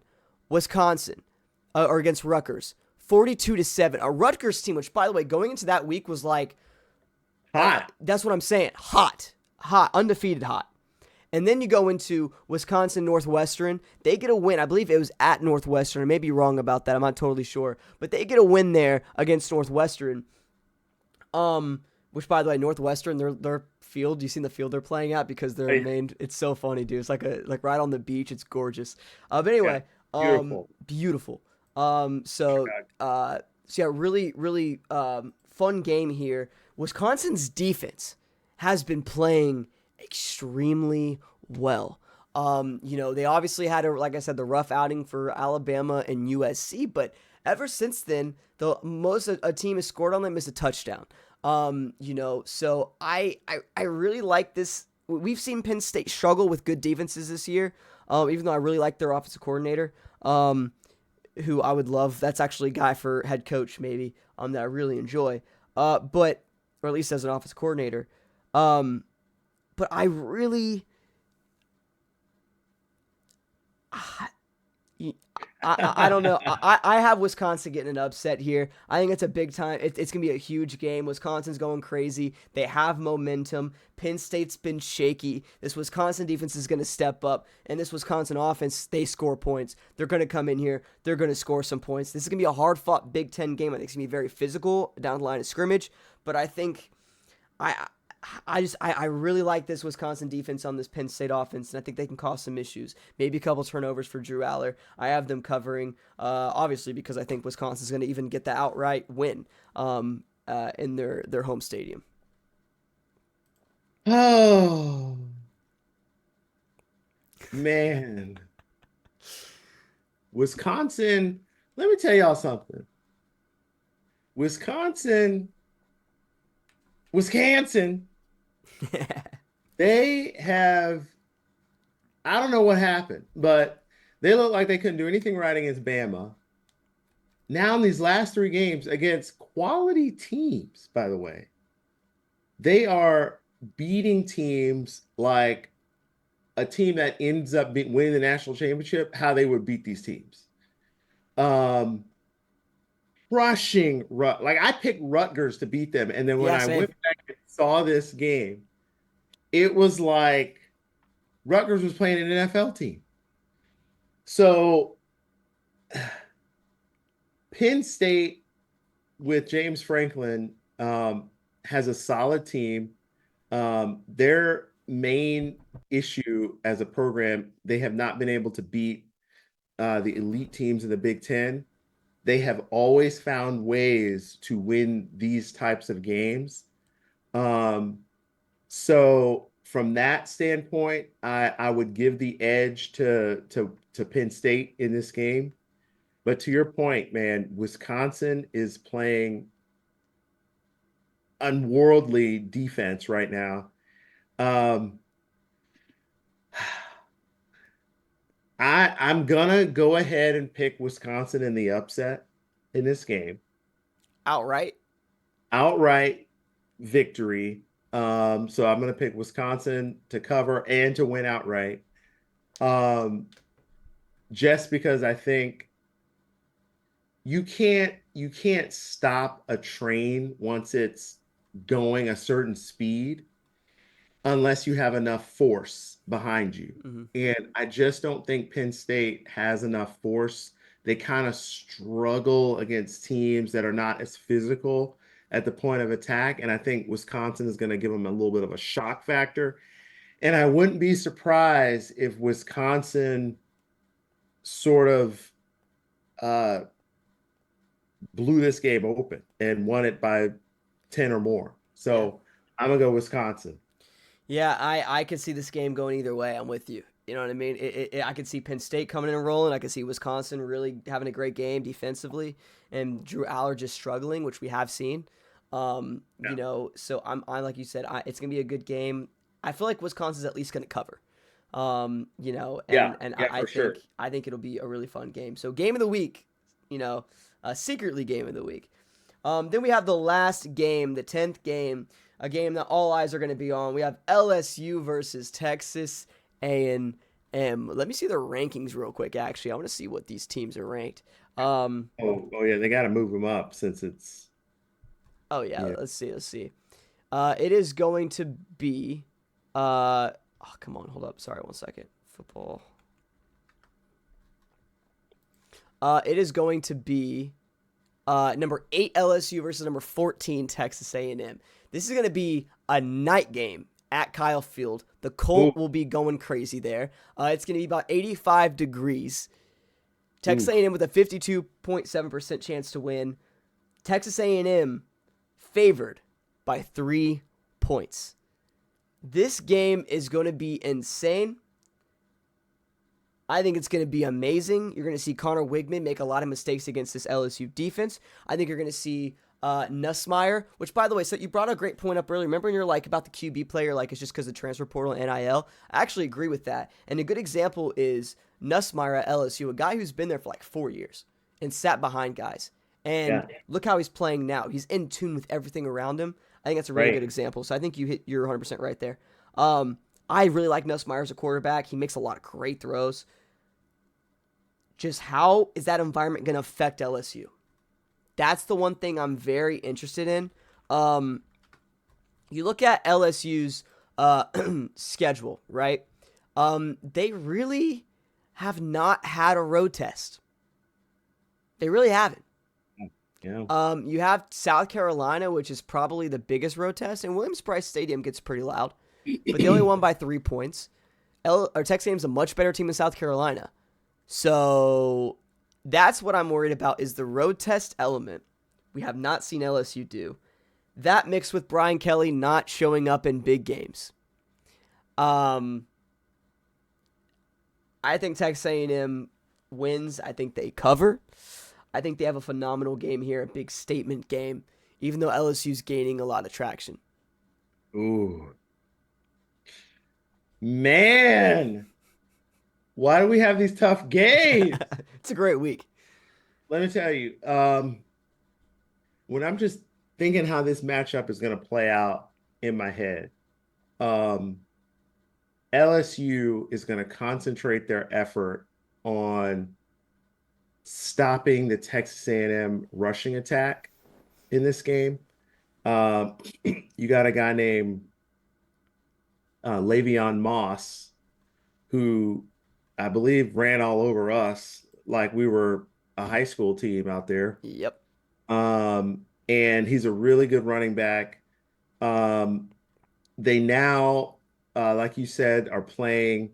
Um, uh, Wigman is back, which is good, but Marcel Reed is a quarterback that I feel they can put in there and he can get some things going. Yep. The only thing that concerns me about this game for A&M is um, they're on a winning streak because their lines of scrimmage have been materially better than the opposing teams that they've played. I think they lose a little bit of that advantage in this game. And I think that's going to put a little bit more pressure on Wigman and Marcel Reed if they put him out there to make decisions. Yep. And I think Nussmeier, like you just said, is going to find a way to put some voodoo magic out there. And LSU goes to Kyle Field. Hey, you know a lot about Kyle, right? LSU goes to Kyle Field, gets the upset. Shoe toss. Shoe toss style. Oh, man. LSU. Brian Kelly. Look at it. Look at Brian Kelly. LSU by a field goal over A&M. I mean, I like that because you look at Notre Dame that came into Kyle Field to the same thing. So I listen, I can see that happening, man. It's just, can Brian Kelly get over that hump? And if he can, LSU's a scary football team. They are a scary football team, and that changes our next segment, which is a perfect segue. By the way, I have Texas A&M. EJ has LSU there. Let's go into the last segment. We're over 3 hours already on here, so we're going to try to go through this one a little quicker. All the viewers, you guys probably love it, but we're going to get through this next segment. We're going to be picking we're picking 5 different conference champions as we are a little over midway through the season. Oh, okay. So yeah, I have the whole conference standings for every conference. It's going to be we have, of course, SEC, Big 10, Big 12, ACC, and the Mountain West, because the Mountain West is a team who is I think going to hit that number 12 seed in the college football playoff no matter what, because they have some really good football teams in there. So we'll see what happens. But okay, so let's go ahead and start. We'll start with the SEC. Why not? Let's start it off tough. The standings for the SEC, the top 5 is Texas A&M, LSU, Georgia, Tennessee, Missouri, with number 6 being Texas, and the number 7 being Vanderbilt over Alabama. Oh my God. Hey. That's insane. Okay, so with that top five, how are we feeling? I feel like right now, um, who do I have winning it? Out of this top five, top six, I think Georgia. I think Georgia's going to go all the way. I think them up against Texas A&M, Georgia wins. LSU, Georgia wins. Tennessee, Georgia definitely dominate. Missouri, Texas. I have Georgia winning the SEC. I hate it because I hate UGA. I hate Dog. I hate just everything. I hate Kirby Smart. I hate everything about that. That I hate Sanford Stadium. So I think Georgia's going to come out with the win for the SEC. I think that's the safe and most that's the best highest probability of how it's going to play out pick. Yep. So I'm gonna pick Georgia myself. Um, but if it doesn't end up being Georgia, I'm gonna oh man. LSU, man, if they win over I Texas know A&M, that's what I said. I was it's like, a great pick. but then that means that they would beat us. Ah, that's So I true. was like, no, no. So if it's not Georgia, I go LSU. But either way, I say Georgia versus LSU in the SEC championship. I agree. That's great. Yeah, we could do those picks too. Actually, I think it'll be Georgia and Texas A&M in the in the SEC championship. But I do think that Georgia will dominate. Next one we have the Big Ten, another crazy conference. The conference standings are really interesting in the Big Ten too. Indiana leads, and then Oregon, Penn State, Illinois, Wisconsin. That's the top five, with number 6 being Ohio State. After that, it's a big drop off, then Nebraska. So with these top 6, I'll let you pick first here, EJ. How are you feeling? Who do you think is going to be in the college football, or not college football playoff, but the Big Ten or conference championship? What do you think? I'm gonna go ahead and say that Ryan Day and Ohio State are going to get to the Big Ten title game, and they're going to win it against Oregon in the rematch. Um, I just think Oregon is going to find a way to finish the year undefeated, and Ohio State that's going to be their only loss, and then those are the top 2 teams. I totally agree. I think Indiana's going to take out Penn State, and I think that's just going to cause a bunch of I don't know. Wait, do they even play? I think they do. Hold up, Indiana versus Penn State. I think they do. No, it's so many teams. Dude, the Big Ten is like way too many teams now. Yeah, way too many Oh, teams. I don't think they. I don't think they do. Oh yeah, no, they don't play this year. No. All right, well then whatever. So we got to rely on Wisconsin. Hopefully Wisconsin goes in there and gets the win. But yeah, we'll see. Indiana might sneak in, man. I don't know what's gonna happen with Indiana. We'll see. They're a very interesting team to watch. They're very good. But I agree. I think we're just talent wise, how much can Indiana keep up? I think it's gonna, like you said, gonna be Oregon, Ohio State in a rematch. I think they're both gonna make the playoff too, so they might even play 3 times. You know what I mean? Like we saw Oregon and Washington last year play. But yeah, I got Oregon. Oh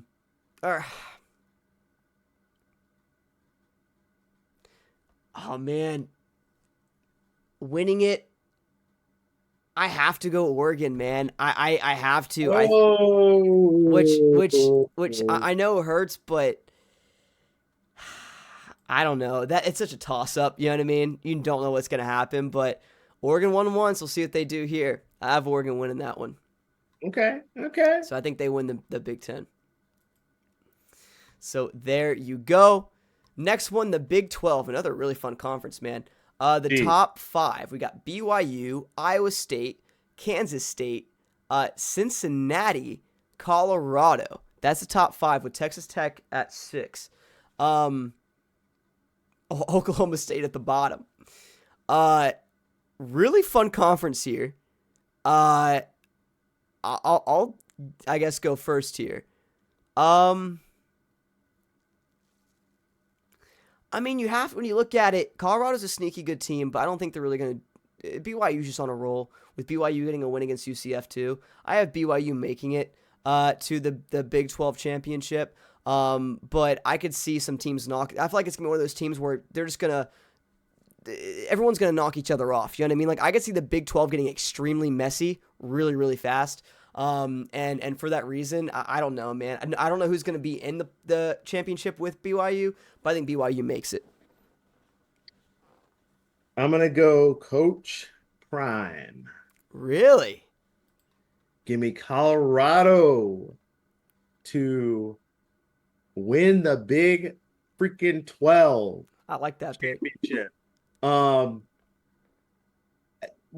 I think the Big 12, from what I can glean, is so chaotic. It's gonna come down to who's got the better quarterback at the end of the day. Who can bail you out when you messed up. And I think what I've seen from Colorado the last few games, they had that. Now, they did lose that game to Kansas State, but they were making a comeback. It should have been pass interference late in that game.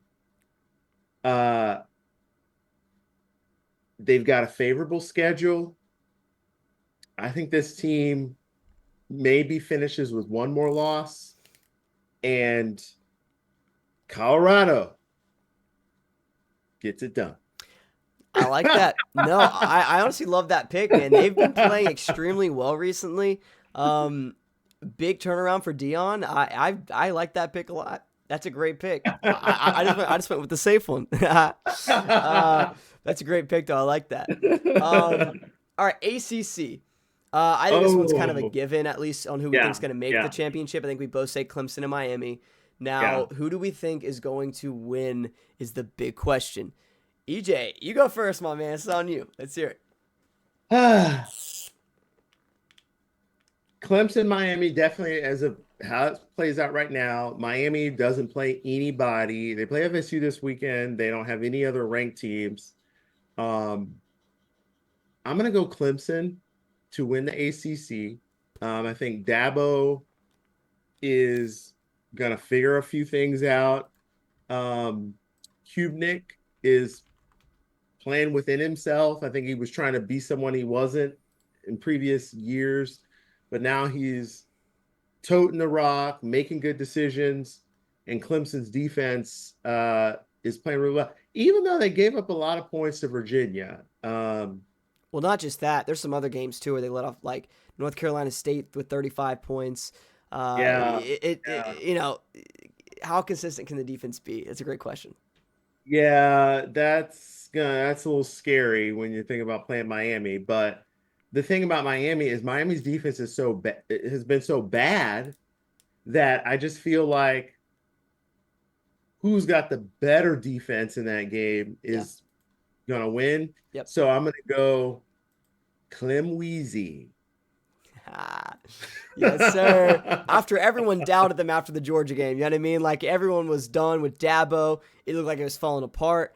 And like you said, the offense has been clicking, man. I mean, just look at their schedule. You had, after the first one, you got 66, 59, 40, 29, 49, 48.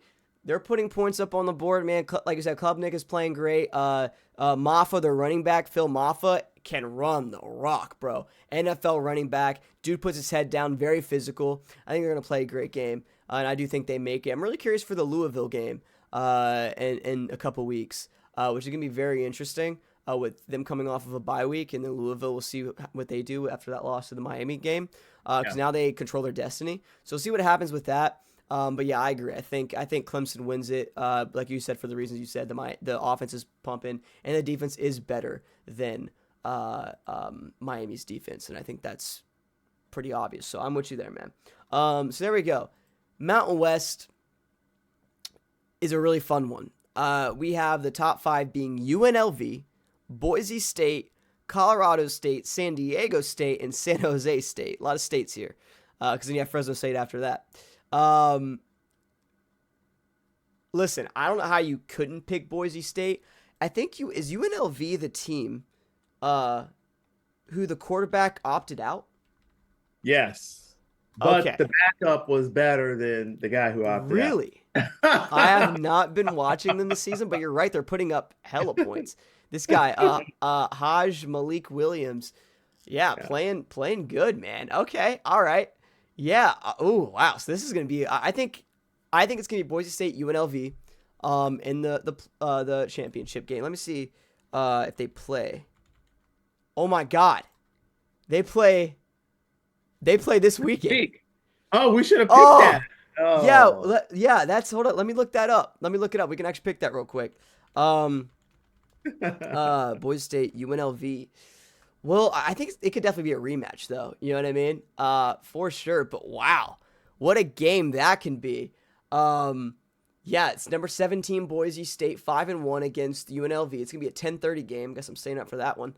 Boise State with a 62% chance to win.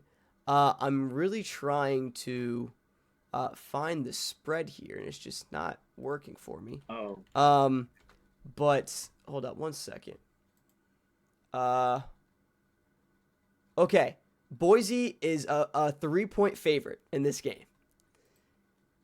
I think Boise, because UNLV's defense this year has had some issues. And specifically, they've let teams run on them. So because of that, yeah, I think they fall apart. I think with just the run game alone, I think, the best running back in college football, GNC, just goes crazy.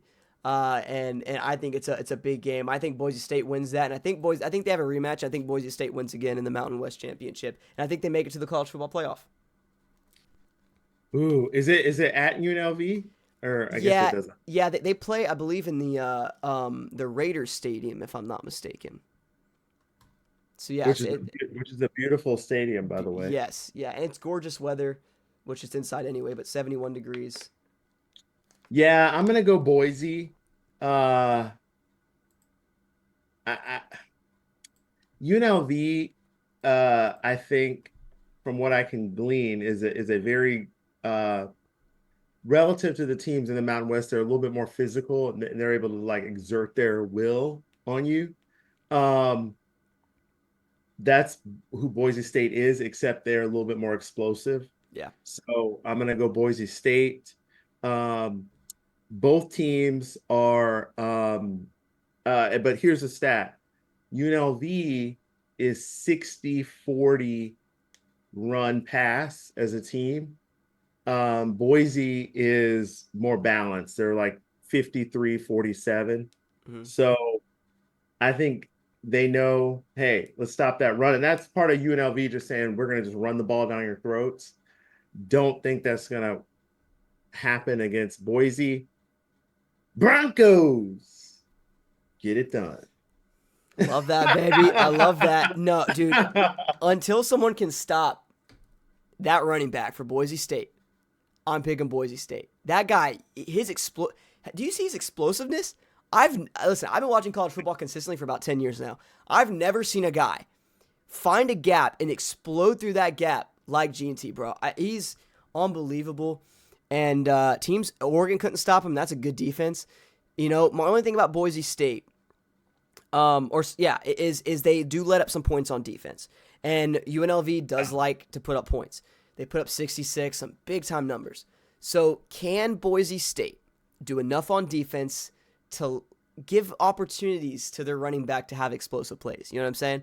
Because that's what G&T is. G&T doesn't, every time he gets the ball, he doesn't have explosive plays every time he gets the ball. But, one out of every, 8 carries, he has a 50-yarder. You know what I mean? So that's the thing about him as a running back. So do you give your offense enough opportunities to get the ball in that running back's hands and give him, you know what I mean? Chances, we'll see. I do think that's the path of victory for UNLV. But I do think Boise State wins this game. I think they win again in the conference championship. I think it's going to be 2 very good games. I'm very excited. For sure. Yeah. It's he's averaging like almost 10 yards a carry, I think. It's unbelievable. It's insane. So he should be in the Heisman. Well, they're probably not going to put him up there, but he at least should be like the running back award, Doak Walker, front runner. He's actually in the Heisman running right now. It's him and I think Travis Hunter, of course, for Heisman. I think personally, Travis deserves it because he's playing both sides of the ball and is the definition of the best player in college football. But Oh, sure. he's my number 2 pick. I love him, dude. Like these numbers, you just can't. He's on track to break the record in a single season. Like he's a monster. Yeah, yeah. GNT Hunter, and I think they're probably gonna invite Cam Ward, Yeah. even though you probably didn't. You're like, oh, he listen. uh, I'm a hater. Like that's definitely biased. Like he's a good quarterback. He deserves it. The numbers he's putting up is unbelievable. You know. yeah. I think that's my top three right I now. agree. Um, but let me tell you something, Jaden Ball. Yeah. Wow. Yeah. Run the ball, baby. Run the ball. Let me Run tell the you ball. something. He is going to well, we'll have to see how the whole Napier situation unfolds, but the ball is a guy. Now he did have, I think, what I was reading in preseason, like he fumbled it a little bit, and then he fumbled either against Miami or A&M. I forgot Yes. which one. Yes. And then they like didn't play him for a while. But if he can just work on that ball security, this kid has incredible vision and speed. ETN who? That is what I'm going to be watching. Yep. Who has the better game? Yep. ETN or Ball? There you go. There you go. I cannot wait, bro. It's gonna be a great game. A lot of emotions in that one, but there you go. Those are our conference picks. You guys let us know your conference picks. Who you think is gonna win down in the comment section below. We're down to interact with you guys. We want to talk with all of y'all. So let us know there. That's gonna be it for this week's episode of the SwampCast, baby. You guys let us know, by the way, because like I said, we're still new to this first episode. You guys let us know what's working, what you want to see, maybe different, what segments you want to see us do. We're always down to add more segments. But as you guys can see, we love Gator football just like you guys, and man, it's just gonna get better and better each week with the games and Florida's destiny, right? What are they gonna do, right? They can do some crazy things. So now that the sunlight's starting to blind EJ a little bit, it's slowly was creeping to you. We'll go ahead and end it here. EJ, anything you want to say to everyone watching? It was a great first episode, and from San Diego, we got you this hat here. Hey, You can see it. We gotta figure out how to get it to you, but yeah, man. San Thank you. Diego Gators from the San Diego Gator I Club. love that. So got you that gift. And yeah, man, we are super excited. This podcast, I think, can really reach a lot of people. And yeah, give us some advice on what you guys want us to focus on in future episodes, and we'll be right here back with you. But the next time we do our intro, we got to play our song, DJ. That's my DJ. Go DJ. Yeah, yes, Yeah. sir. Dude, they played that in the swamp like 4 times. It was amazing, bro. It's Oh, so I good. love it. It was so Oh, good. man. Yeah, dude, whoever did the sound last night was amazing. It was so funny. It was a really good time. But yeah, everything EJ said, really do appreciate y'all, and I promise next week my voice will be a little bit more tolerable, but because I won't be going to the game because we have a bye week. But love y'all, man. Appreciate you guys, and we'll see you next week. Peace.